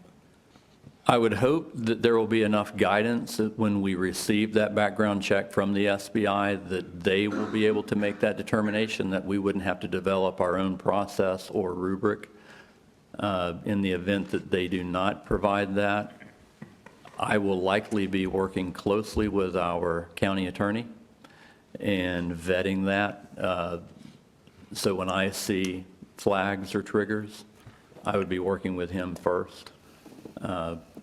But again, it's really hard to tell until I've gone through some of those, and it might not happen the first 25 because they might be perfectly clean. And then when I run into one that has question marks, that's when we'll start developing a little bit more of our rubric, if you will. So, but in the beginning, it would only be me. And I would think that the SBI cannot make that decision on telling you whether to hire them or not, but do their due diligence, and then still, I think the decision would probably be left up to the county. I believe that it will. I believe you're correct. But I hope that it will at least, like our other background checks, at least highlight or, identify. We know that it's going to show what's in the system. But the further layer that the current vendor provides is to be able to say, these are things of interest for any employee that you would have. So it may not look at a 10 to 15 miles over the speed limit 20 years ago. But something DUI is going to show up. Possession, different things such as that are going to be highlighted. So we hope that it will do something similar. I would expect that it will, but I really don't know. Yeah, and like I said, there are just things I think we should have an outline of what to look for, because like you said, even someone with a DUI 10 or 20 years ago, Right. I would think would not keep them from being hired, but. That's right. Thank you, Commissioner Wilkins. Is there any other questions for our presenter?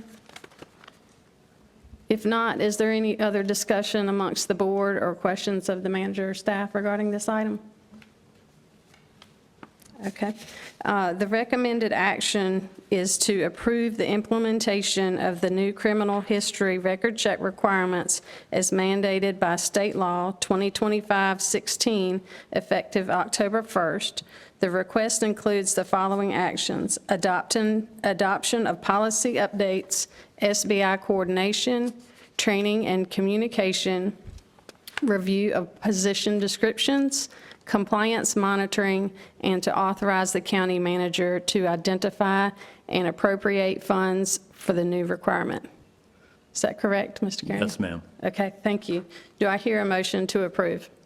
Madam Chairman, I would like to make a motion to approve the implementation of the new criminal history record requirements, and I would like to put an emphasis on as mandated by Session Law 2025-16, effective October the 1st, with the other items that you just listed.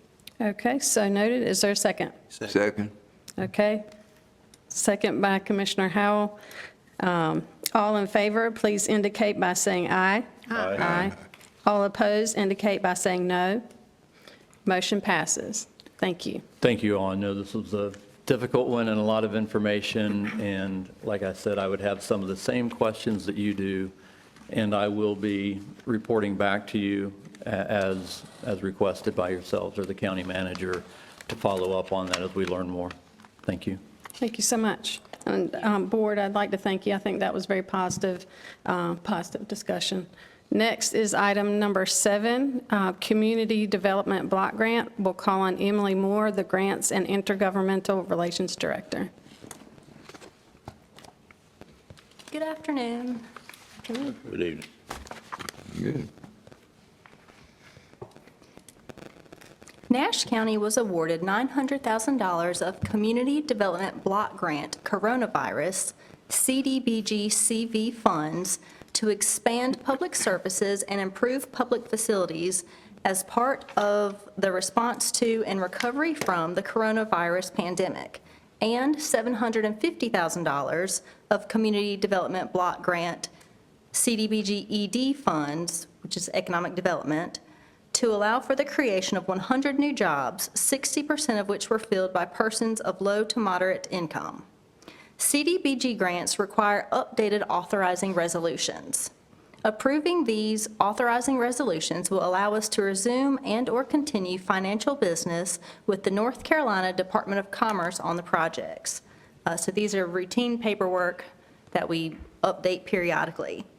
So the two attachments are the authorizing resolution for CDBG CV and the authorizing resolution for CDBG ED.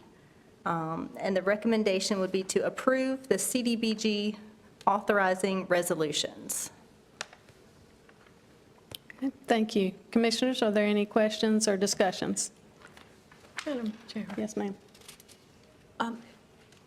Ms. Moore, do you know what the 100 new jobs are, the area? Is it construction or? I believe it's classified as advanced manufacturing, maybe? I'd have to, let me get back to you on it. Okay. It's- All right. I know the job, I mean, the company, and I believe they make pet treats. So I'm not sure what category that classifies as. Okay, okay. All right, thank you. Okay, thank you. Other questions? Okay, if there's no other questions, the recommended action is to approve the CDBG authorizing resolutions. There are two resolutions in the packet, and we'll approve those both with one vote, if that's okay. Do I hear a motion? I'll make a motion Echo. to approve it. Okay, I have a motion from Commissioner Wilkins and a second from Commissioner Belfield. All those in favor, please indicate by saying aye. Aye. All opposed, please indicate by saying no. Okay, the motion passes. Thank you, Ms. Moore. And next is item number 8, Community Development Block Grant, Neighborhood Revitalization Grant. Nash County intends to apply for grant funds in the 2025 cycle of the Community Development Block Grant Neighborhood Revitalization Program for a scattered site housing program. The CDBG NR program goals are to rehabilitate deteriorated housing or reconstruct dilapidated housing for low to moderate income homeowners. The homes must be located within Nash County and outside of the city limits of Rocky Mount, an entitlement city as determined by Housing and Urban Development. To select program participants, Nash County plans to utilize a housing selection committee that will evaluate housing conditions, eligibility criteria, priority criteria, and any other factors deemed relevant. This committee will abide by the criteria indicated within the Housing Selection Committee bylaws. So the recommended action is to approve the CDBG NR 25 Housing Selection Committee bylaws. Thank you, Ms. Moore. Are there any questions or discussion? Just one Yes, sir. question. In our attachments we have, ma'am, page 70, is that all of the bylaws? That one-page document that's in our attachment? Yes. Yes, it should be two-sided, or y'all might have as two separate pages, but that's correct. Okay, thank you. Other questions? Yes, ma'am. Is there a reason we only have one Nash County resident on that committee? There is not. So historically, we did not have any Nash County residents until 2023, when I believe you requested that we added one. So from then going forward, we've had one Nash County resident each time. And the Nash County resident that we typically reach out to is a individual that has participated in a previous housing program. Yeah, I remember you saying that, but looking at this, with only one resident, I'm wondering if that one resident, not singling out her, but at some point, a resident sitting on that committee will feel like they maybe were outnumbered or would feel more comfortable with another resident. If we could look into that in the future, I'd appreciate it. Okay. I was saying, so far, the residents have been interested in participating. So we have not had a difficult time finding residents who are willing to do it. Thank you, Commissioner Wilkins. Any further discussion? I better not. Okay. If there is no other discussion, the recommended action is to approve the CDBG NR 25 Housing Selection Committee bylaws. Do I hear a motion to approve? So moved. Okay. Second. Motion by Commissioner Wilkins and second by Commissioner Davis. All those in favor, please indicate by saying aye. Aye. All opposed indicate by saying no. Motion passes. Thank you so much, Ms. Moore. Next is item number 9, outside agency funding policy. Nash County adopted the outside agency funding policy on January 18, 2022, to ensure the funding process for our outside agency partners maintains transparency, accountability, and consistency. The primary focus of the policy was to establish eligibility criteria and the required process for consideration and allocation of funding by the Board of Commissioners.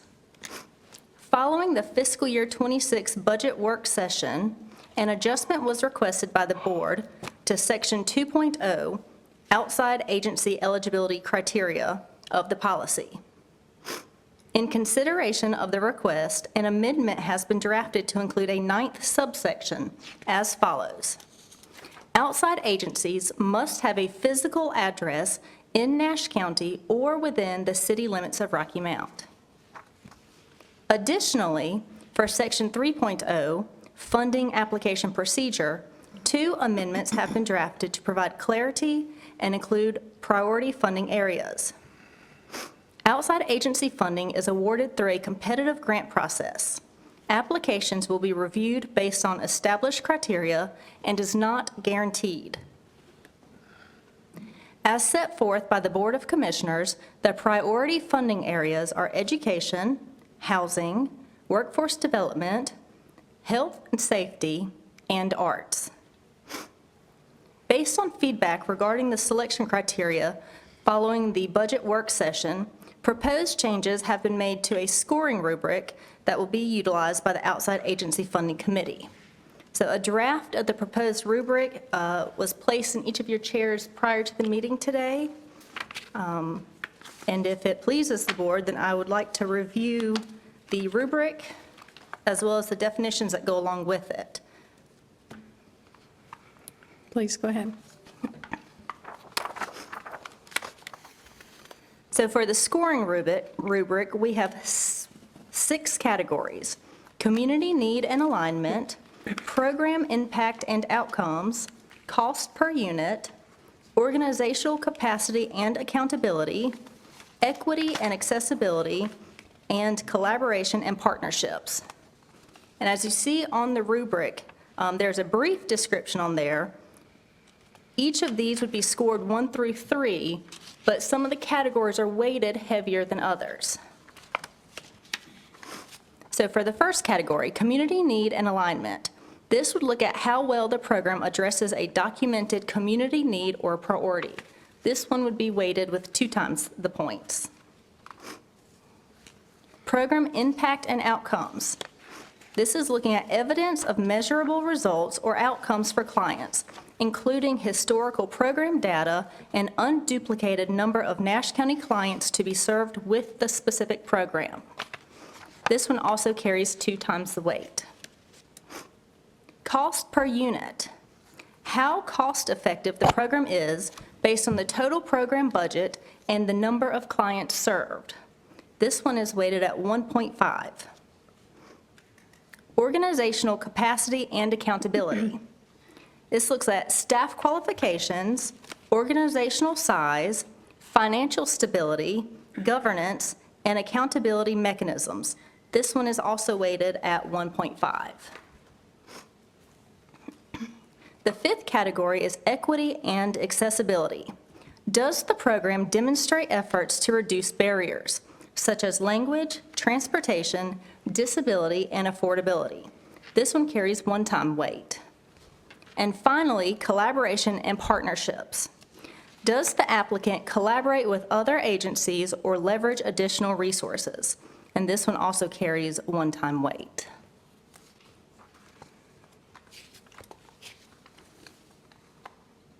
Okay. So for this, the recommendation was to approve the amended outside agency funding policy. Thank you so much. Is there questions and discussion from the board? Madam Chair. Yes, ma'am. And I thank you for doing this. I was happy to see agencies must have a physical address, but in looking at that further, I'm just afraid, not singling out any agency, I want to make sure someone doesn't have an address here but are not physically here in person. And I spoke with the attorney just before coming through the door and asked a suggestion. I would like to add physical address with operations in Nash County on 2.9. Also, on the Rubik scoring, the equity and accessibility, all this, and on 3.4.3, the areas are education, housing, workforce development, health, safety, and arts. And here it says reduces barriers. Is that different from what you all are going to be scoring on, the committee? So I believe that in order to be considered eligible, they have to fall in one of your priority funding groups. So we would first look at, are they even eligible? Does it fall into education, housing, et cetera? And then if they are eligible, we would then look at these 6 categories, which would include the equity and accessibility. But this is also drafted, so. Okay. So if it fell under education, I'm just asking in the equity and accessibility, how would you all grade that? Would you say education was language, disability, affordability? So I think it would depend on the specific program. Some of the programs that we have seen in the past, they are targeting students that maybe are more vulnerable or have struggled with school, so it would be a vulnerable population. Okay. So it would kind of be program by program and what that specific program was targeting. Okay. Thank you. Thank you. Other questions or discussion? Yes, sir. Commissioner. Just a question for clarification. So under 2.9, the proposed change that we're putting in for Nash County or the city limits of Rocky Mount, are there any financial requirements on these establishments to spend, if they're in Nash County, to spend all of it in Nash County, or if they're in the city of Rocky Mount, half of it gets spent in Rocky Mount, half of it gets spent in Nash County, or if they're in multiple counties, is that divided up equally? How does that work? All Nash County. I don't believe it explicitly lays it out in the policy, but I would have to double check. I mean, I have no problem supporting it being in the city limits of Rocky Mount, but I wouldn't want us in Nash County to support it going to Rocky Mount and all the funds being used outside of Nash County, since the Nash County citizens are paying for this. If it's something that serves Nash County, and to Commissioner Wilkins' point, if it's got an address that's outside, but it's serving Rocky Mount and Nash County, then I think that's fine if that's where the location is. But just, so I guess guardrails on that to prevent any problems in the future. Madam Chair. Yes, ma'am.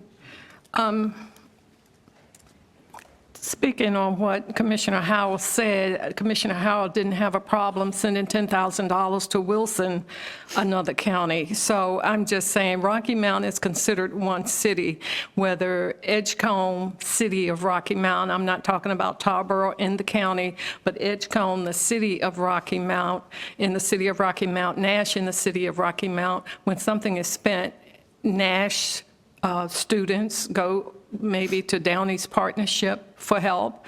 There are some in Edgecombe that come over to Nash. So, and I've said all along, the city of Rocky Mount is one city. So, I mean, I would like to know what the difference is between sending, you're voting to send 10,000 to Wilson, and we don't have to go down that road again, but to send 10,000 to Castle Azul in Wilson, you had no issue with doing that, but now you have an issue with doing it for the city of Rocky Mount?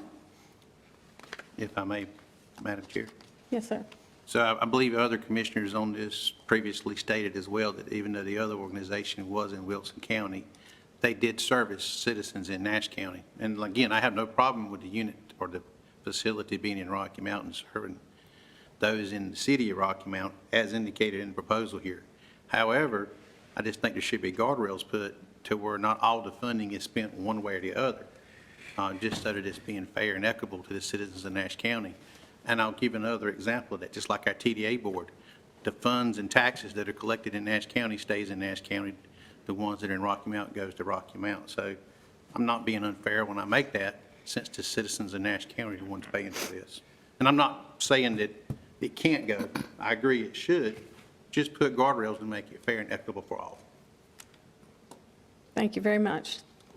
Commissioner Davis. Well, I'm bound to give my 2 cents worth on that.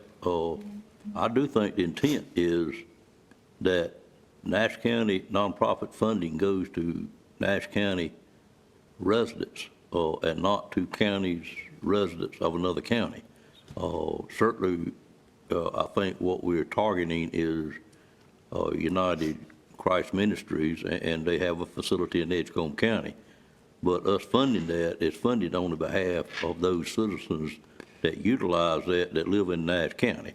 I don't think we need to try to micromanage it dollar for dollar, but the intent is that we don't put nonprofit funding for residents of another county, whether it's part of Rocky Mount or whether it's not.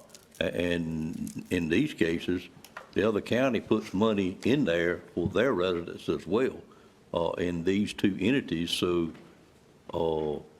but again, I'm not thinking we got to go count pennies to verify that every bit of the money was spent to residents in Nash County, but that should certainly be the intent of the whole policy, Commissioner Wilkins, in my thinking. And just like Mr. Howell's point, certainly we've got other funding, TDA being a prime example, that we restrict those funds to be, we're able to currently restrict those funds to be spent in Nash County. And your question about the facility in Wilson, I don't think this board would have ever considered that facility had we not known, and it was verified that those funds were being spent on residents of Nash County, not residents of Wilson County. It just happened to be located in Wilson County. It's been my take the whole time. And if I'm wrong, I've been wrong many times before. But I think that's what the intent should be of the program in its entirety. Thank you. Thank you, Commissioner Davis. Ms. Moore, can you clarify, is our rubric and application process already set up so that the dollars put to the different programs benefit Nash County residents? I don't know that the policy explicitly states, I mean, that all of the dollars are intended to benefit Nash County residents. It kind of hints towards, that this is to assist Nash County in carrying out Nash County's mission, that they're going to contribute to meeting Nash County's strategic objectives. So it speaks of assisting Nash County residents, but I don't know that it explicitly states that this money is for these groups to assist Nash County exclusive residents. Okay. Yeah. Thank you. Is there additional questions? Madam Chair. Yeah. Yes, ma'am. Let's see, Commissioner Arrington hasn't spoken yet. Like I said, I don't think we can micromanage agencies. Some agencies serve Nash, Edgecombe, Halifax, some Franklin County residents, and each one of those counties contribute most of the time to those various agencies. So we don't want other counties to say, oh, we're not going to support certain nonprofits because Nash County want to be so restrictive on every last dollar. But when those agencies do programs, they are doing it for the whole, everybody that comes, and some might be from Nash, some might be Edgecombe, but the program itself is beneficial for the citizens that attend. And surely we want to support organizations that our citizens need and often have a service that's provided that's, yes, within our jurisdiction. And, well, that's all I'm going to say about that. All right? Okay, thank you. Commissioner Belfield, do you have any comments or questions for our presenter? No, other than, I know some of the outside agencies we fund, especially where it's involving, where they serve people living in another county. That county that I know about, it put funds in there also. Okay, thank you so much. It's not that Nash County is funding, Nash County's funding is also helping serve people from other counties without the county's funding also. It first didn't start out that way, but that's the way it is now. Okay, thank you so much. Commissioner Wilkins. I just wanted to say, Commissioner Davis spoke about Council Azul and Wilson directly helping Nash County residents. We have no proof of that. They gave a number of how many Nash County residents they helped. And until and if we start requiring that they give names and addresses of individuals, and I don't think we want to do that, I would say we should not go down that road. And Madam Chair, with that said, I would like to make a motion, if it's in order, that we say outside agencies must have a physical address with operations in Nash County, except, or within the city limits of Rocky Mount. Thank you. We have one more request for comment. Yes, sir. I am the new guy still. I'm gonna work That's as long as old I in can. itself. And this may be a question for the attorney, but it's my understanding by state law, we're prohibited to giving any money to any outside agency. We're actually they're providing a service, and we're giving money to a service or a contract here. Is that correct? We can't just donate money to organizations. State law prohibits that. Is that correct, sir? It's correct that they are providing a service that the county is obligated to provide. So by law, we have to do a contract with each one of these outside organizations. They're providing a service. We're not just donating money. That's against the law, and we're complying with the law. So all I'm asking is that it state in that service contract or agreement that it's distributed equally. That's all I'm asking. And there are provisions in this policy that does require a contract, as well as reporting and monitoring. Those are included. I don't know if you've seen them, but they are included in this policy. So that is, provided for in our policy. So it's not like we're just giving blanket money. They can do with it what they want. They have to tell us, and this committee has to approve what they're doing in order to get that funding. Is that correct? It's correct that they have to agree to the terms of the contract, and they also have to provide the reporting back to the committee or to the county. And to Commissioner Wilkins' question earlier about how do we know, that's our measurement tool in that. If we look at that contract that they provide the service with us and make sure we're doing it now. The individual ones, we don't dive down that deep. It's at a much higher level, but at least, and that's all I'm asking, just to prevent the same type of situation that has come up previously from occurring again a year from now, if all the funds were to go to other counties and not be spent in Nash County. I'm just asking to be spent fairly. Okay, thank you.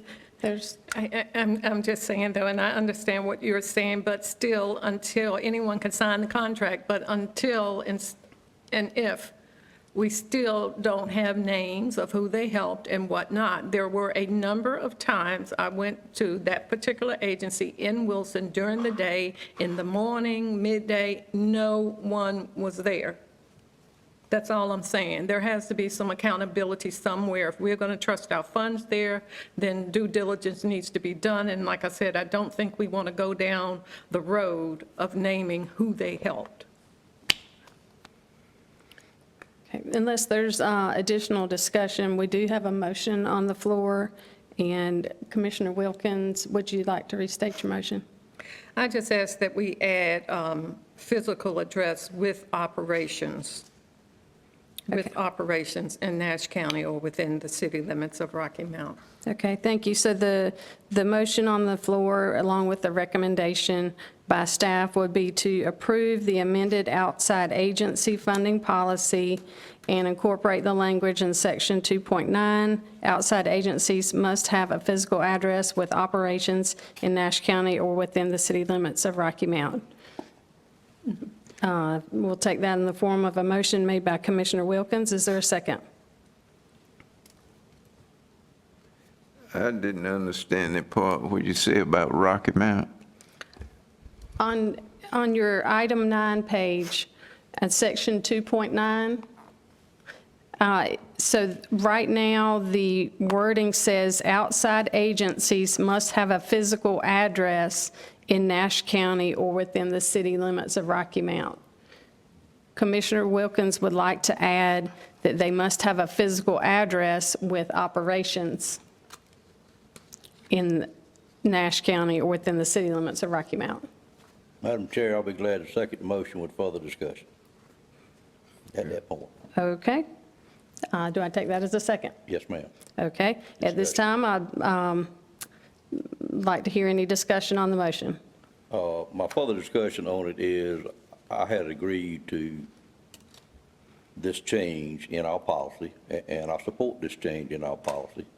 However, I do think our staff needs to understand, if you have an incident in the future that you really feel is an agency that may not meet that criteria, that is providing good services to Nash County residencies, that you would feel comfortable bringing back that item back to this board for us to have further review of it. Because I do think that day will come when you have an agency that doesn't have a physical address here that may well be doing good work for our citizens. And I don't want to lock you up, staff so tight with this ordinance that you wouldn't feel comfortable bringing it back to us on a one-on-one basis to let this board make that decision. And that is just for discussion only. I'm not asking Commissioner Wilkins you to change your motion, but I would like that freedom out there understood by staff. I accept that amendment. Okay. Thank you. Any other discussion on the motion?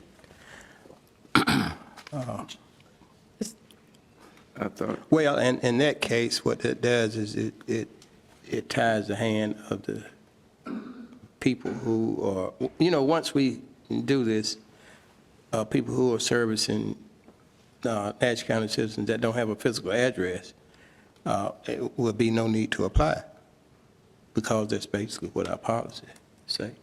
Understood. So it wouldn't be staff bringing back to us about agencies serving so many of our citizens, but they don't have a physical address in here. This policy basically will eliminate any agency that does not have a physical address in Nash County servicing any citizen of Nash County, asking for funds.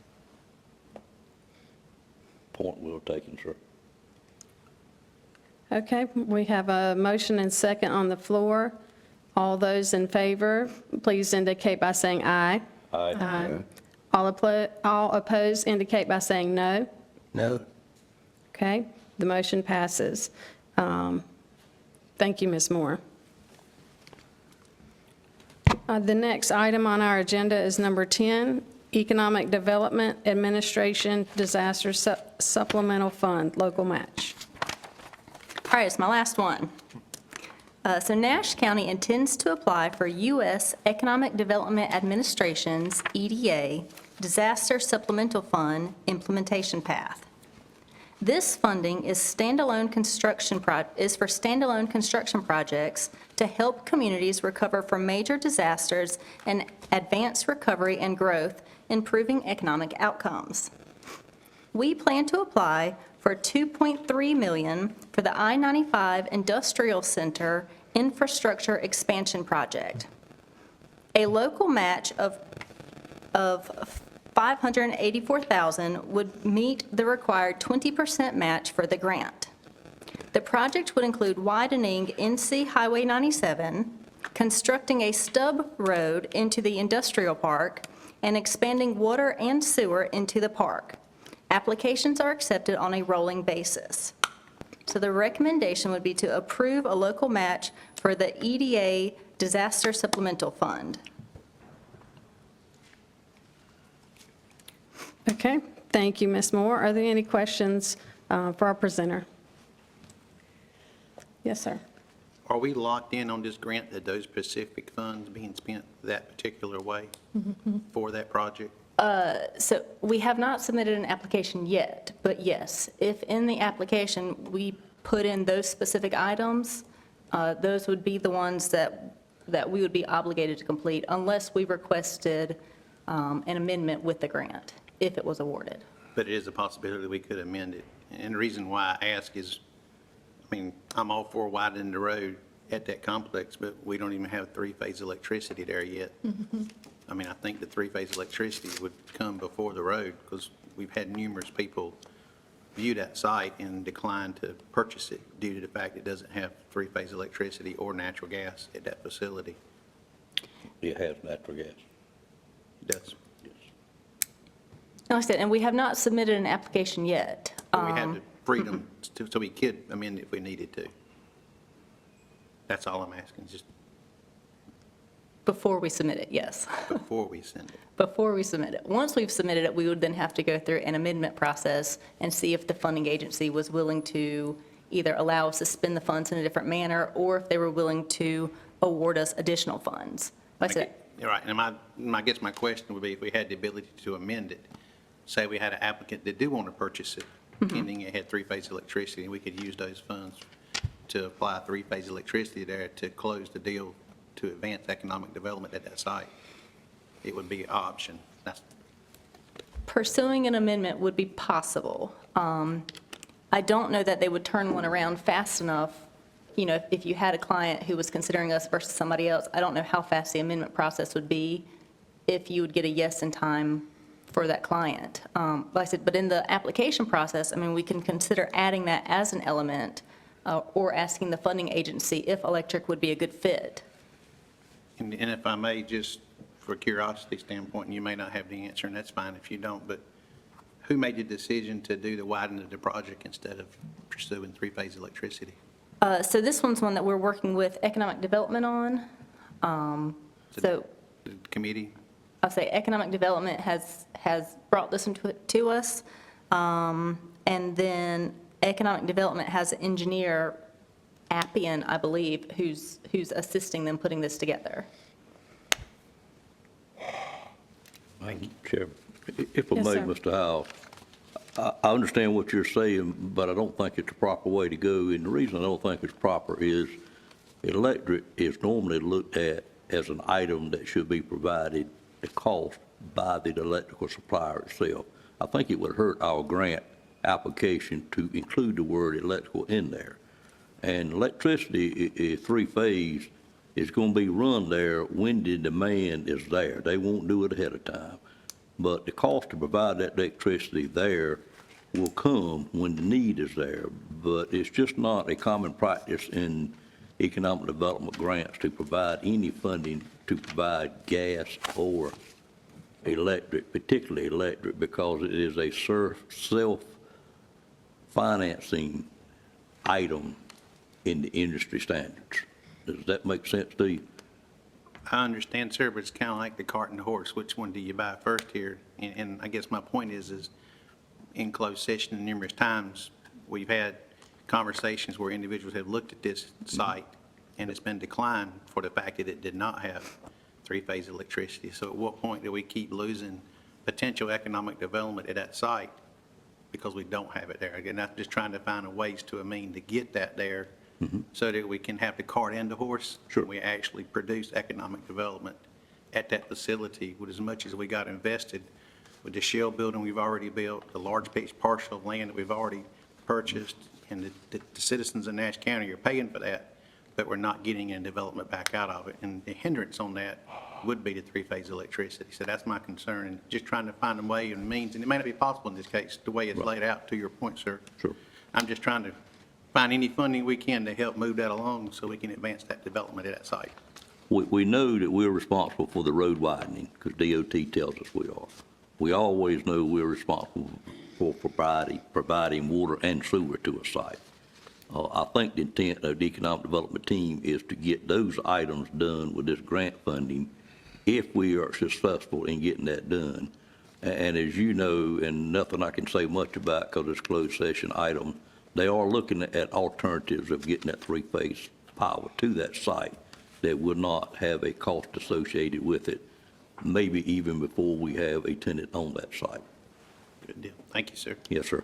Okay. Is there additional discussion or questions? Okay, if not, the recommendation is to approve the local match for the EDA Disaster Supplement Fund. Do I hear a motion? So move for approval. Okay, thank you. Is there a second? Second. Okay, thank you, Commissioner Howell. Okay, all those in favor, please indicate by saying aye. Aye. All opposed, please indicate by saying no. Motion passes. Thank you so much, Ms. Moore. Thank you. Next on our agenda is board, committee, or special reports. And at this time, we will hear from our commissioners to report out on the boards and committees which they serve on in connection with their official capacity and service to Nash County. In the interest of time, please only report on significant items, and if the board has not met or there's no significant items, you may simply advise that there is no report. I'll call on each commissioner in order of their district. All right, so first I'll call on Commissioner Arrington, District 1. Thank you, Madam Chair. There is, I would say, the only one that I was going to report on is, well, our ARPA group has pretty much Spent all the money. spent all the money, and we're really not meeting anymore. So that is kind of almost a closed, we're a closed group now.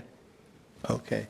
The rest of my committees, I'm going to let either Commissioner Howard or the Safety Committee, let's see.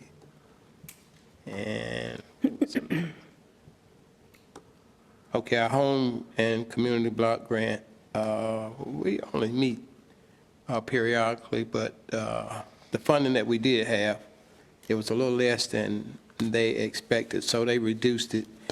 For all the agencies that applied, they reduced the same amount to match that funding, so the reduction was equally distributed. Let's see. That'll be all the committees that I'll report on, since I have some fellow commissioner that sits on the same committee.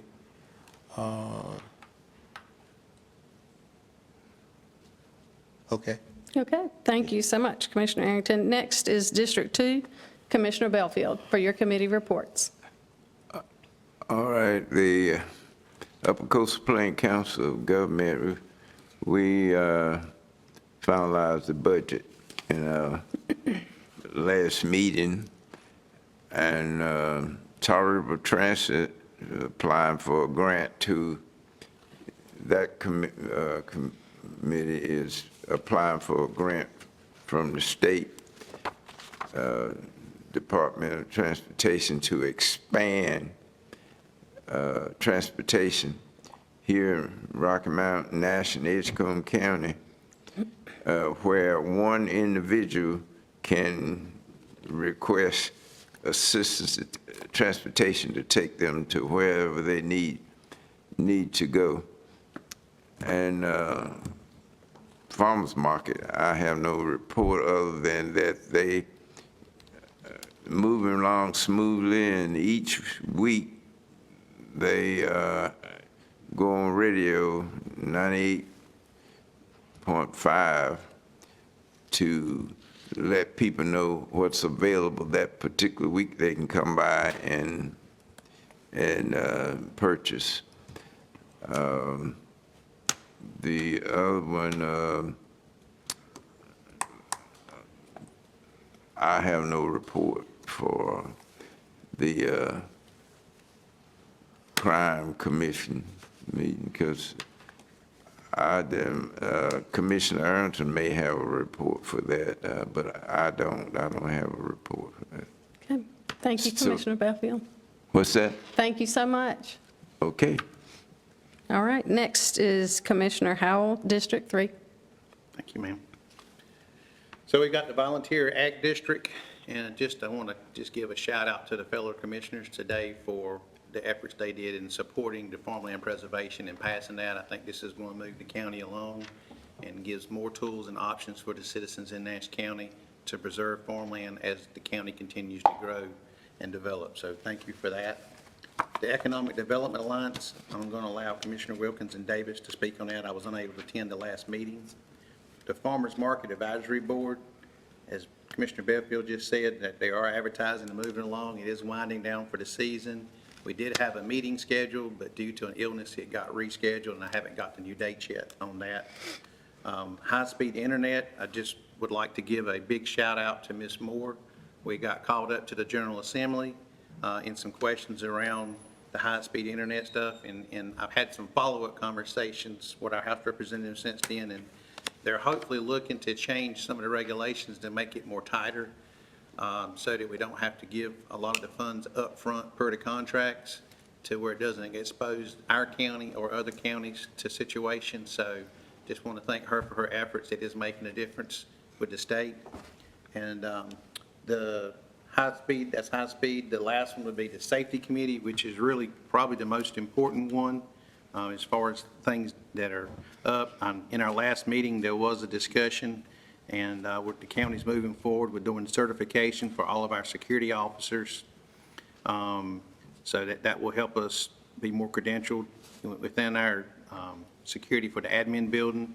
There's still discussions on what type of security we want, and those are being looked at, and something will be presented back to the board at a later time on that. The biggest part of our last meeting was around the sheriff's office presentation on our detention center. And it's basically, our current detention center is stressed for several reasons. Number one, we're short detention officers.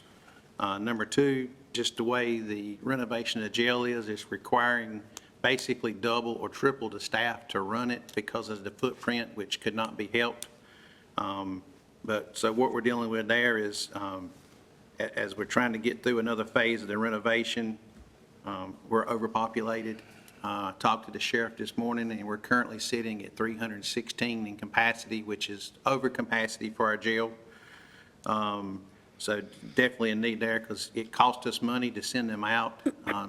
Fortunately, the sheriff has a relationship with others that has kind of mitigated some of those charges, but we're at the point now where it's going to start costing us. On top of that, the staffing is required. Anytime you have a violent criminal, It basically takes 3 officers to transport them to another facility, and you're talking a minimum of 3 hours, sometimes 8 hours, one direction for those 3 officers. So that pulls them away from their other functions. As the county continues to grow, we're seeing the permits increase. We definitely need to look at this, what we're going to do long-term. Once the final phase of this jail is complete, we're going to have a total capacity of 301 in the jail.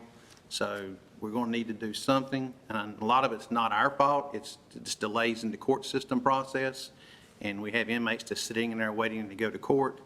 But we're unique in our situation. We have 20-plus gangs in our Nash County jails currently today. And that's a challenge for our correction officers that's in there to keep the peace amongst those individuals. So something we definitely need to look at.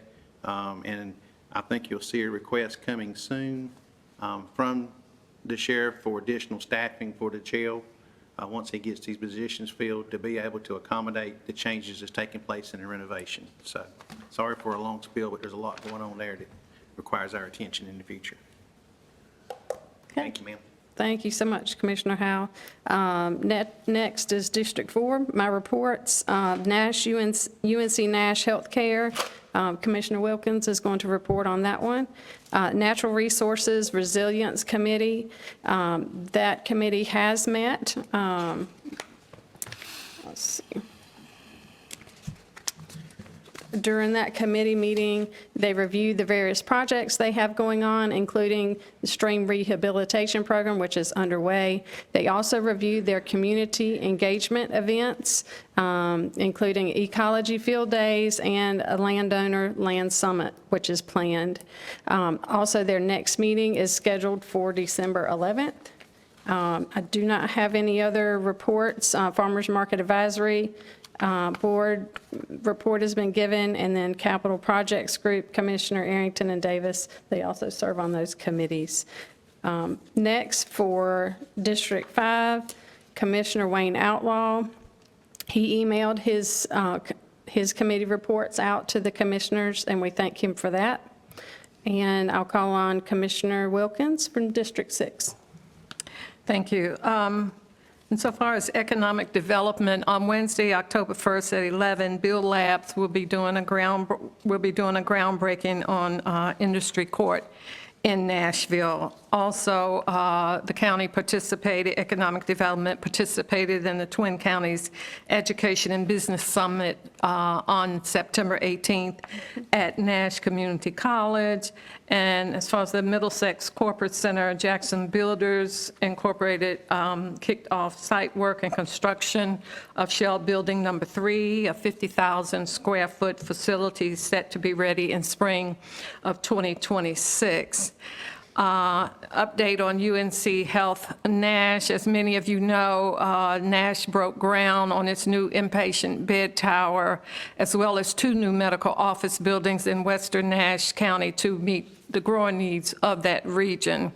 The new Nashville medical office building will include an expanded primary care practice with 8 providers and an urgent care. The Middlesex office building will include the same primary care practice, 8 providers, and space to accommodate future growth, such as imaging.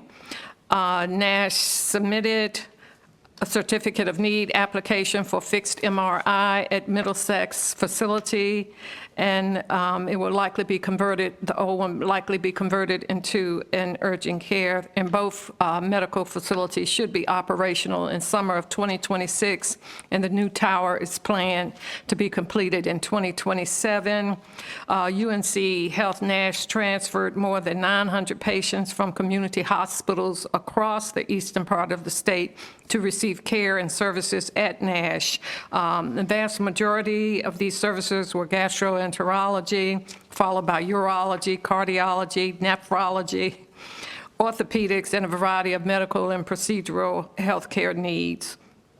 And last, in reference to Medicaid and direct payment program impacts from the One Big Beautiful Bill Act, they continue to work with Nash UNC Health and the North Carolina Healthcare Association to understand and predict the exact implications of the act. But right now, we just don't know, as currently written, if it will significantly limit patient access to health care and reimbursements to hospitals. And we just have received information from North Carolina Department of Health and Human Services indicating a budget shortfall, which they are planning to recoup by decreasing payments, reimbursements to hospitals for patients. So we have to be ready for that shortfall that the hospital will receive and the some of the cuts that are going to come to citizens. So they're working diligently on that,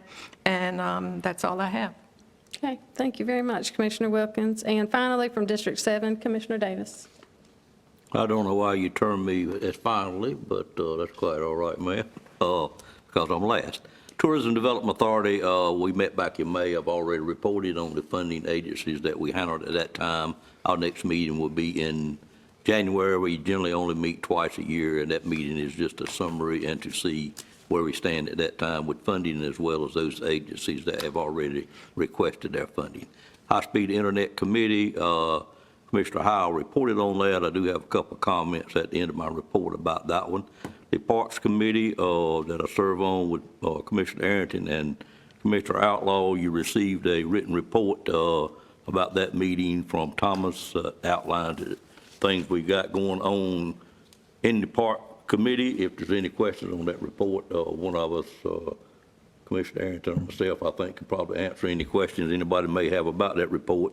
I am pleased that we did enter that turf improvement, and if you go look at the ball fields, the outfields are looking better, and I think it was a great move for the county to spend a very small amount of money to get the outfields in better shape. And of course, we know we got lighting coming. That contract has already been let. We kind of piggybacked on a lighting contract that the school had in effect already, and that will give Thomas a lot more lighted ball fields that he can have his tournaments in.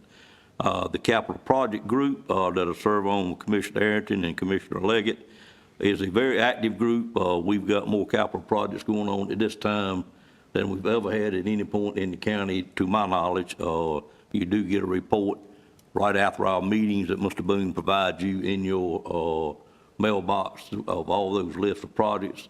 Everything is going well, and we've got a large majority of it under contract now, finally. And I'm pleased to say that most of our contracts that we have let have been able to fall within the budget that we had had for those, set up for a number of years. And it took a lot of work on the staff as well as the architectural firm to be able to say that, because that hadn't been the case in many instances. But I think Nash County is very lucky to be able to receive a lot of competitive bids to make that possible and to keep us on track with those. The Economic Development Alliance, Commissioner Wilkins already reported on. ARPA, Commissioner Arrington's already reported on.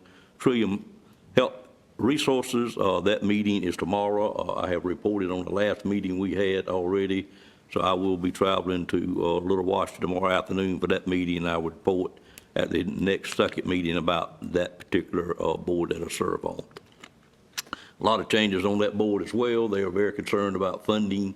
A lot of cuts going to be coming forth for that group of citizens that have a lot of needs in our county, as well as the other numerous counties that Trillium serves in eastern North Carolina. The Safety Committee meeting, as Commissioner Howell stated, we did meet last week, and a lot going on that committee. I think on the jail situation, we have really got to work hard. I'm an opponent of finding ways to deal with our citizens that do not necessarily behave themselves too well, rather than long-term incarcerations in the county jail. But I will bring forth some of those ideas at the next meeting. There are many other things we can do besides locking our citizens up. We need to provide them services while we have them to make sure they don't return again. And but that's just an ongoing program that we'll have to continue to work on. Back to the high-speed internet, I just have some curiosities. The meeting that was scheduled by our House member that I serve on that committee was invited, but it was scheduled at a time that I could not attend. And I did get a, what I call a post-debriefing on that meeting. It sounded like to me, and what bothered me, I think some of the members from the state that were in that meeting had a tire on that stated they were for the House Oversight Committee.